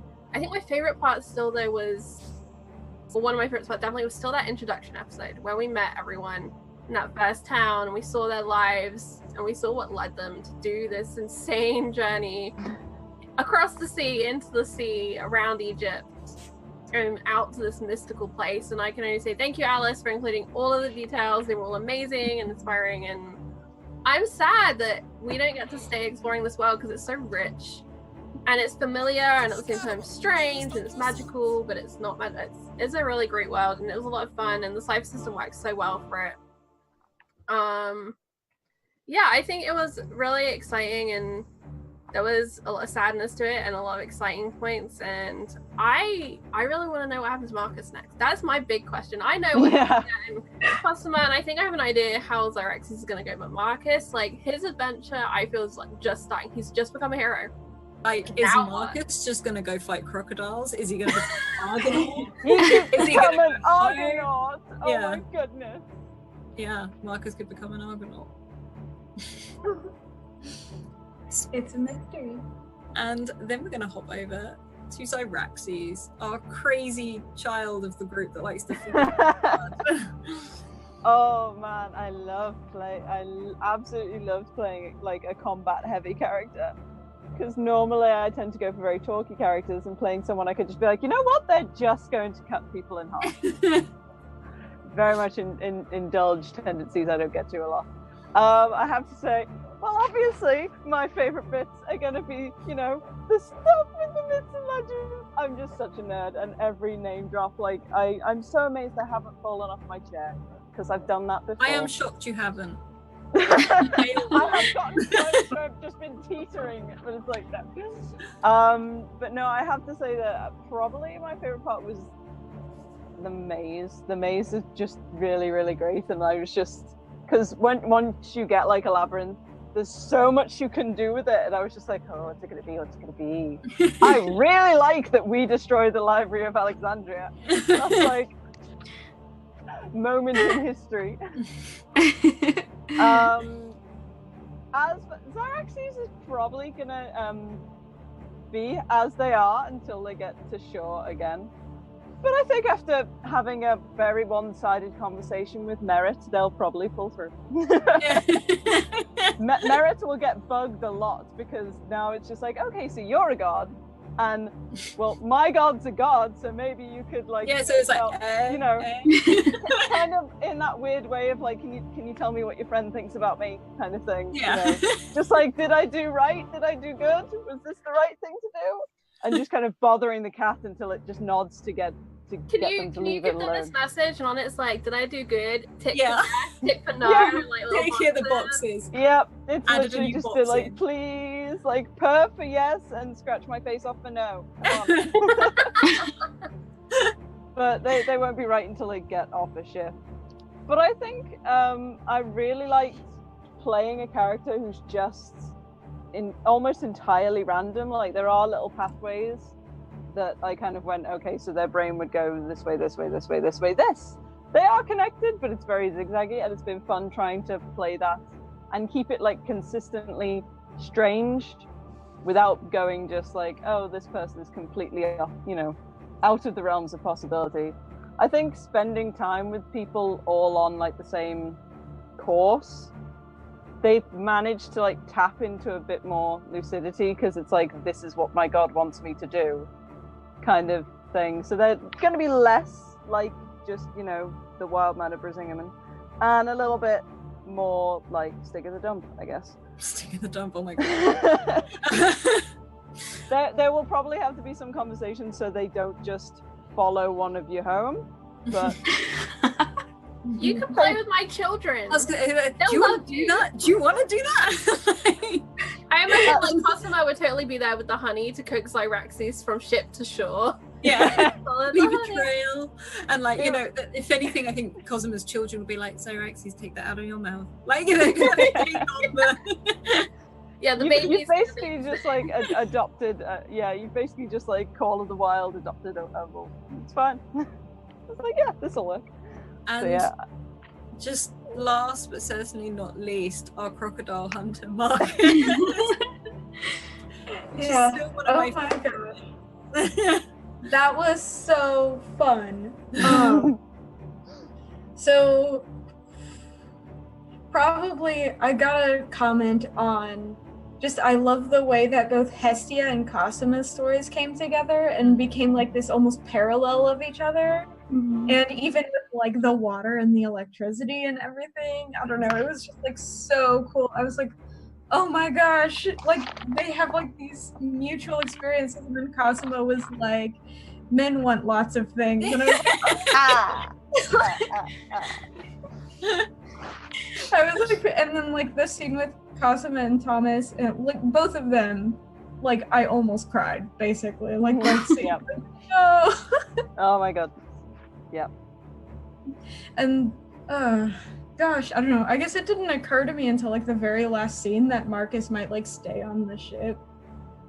We're sitting there like maybe he becomes an Argonaut, and I'm like maybe he do, but He's I don't know. okay with becoming an Argonaut because he's too scared to go back to his dad. Like, oh no, I was so much trouble. I know. I'll get the golden fleece, and then he'll have to. Let Yeah, me they back don't in the have house. to just let him be okay with yeah, it. that's the thing is that I feel like eventually, like after he kind of becomes like more confident in himself and more like independent, and can stand on his own 2 feet, I like to think he'd eventually go back to his dad and at least have that confrontation. Like, I sat here in comfort with you, knowing that you were a bad person. Like, I don't know, just have that whole confrontation. I like to think that would happen. The other thing that was really cool was in the temple / Library of Alexandria when Marcus grabbed that book and the fire was going on. I was suddenly thinking that's the dream that you foreshadowed, but also that we explored was he was pushed into the fire And that must have been like so terrifying for Marcus, but Marcus is there like, this is my book, I'm getting out of here. Job done. Yeah, I did think of that. I was like, the divine fire thing, just like freaking out.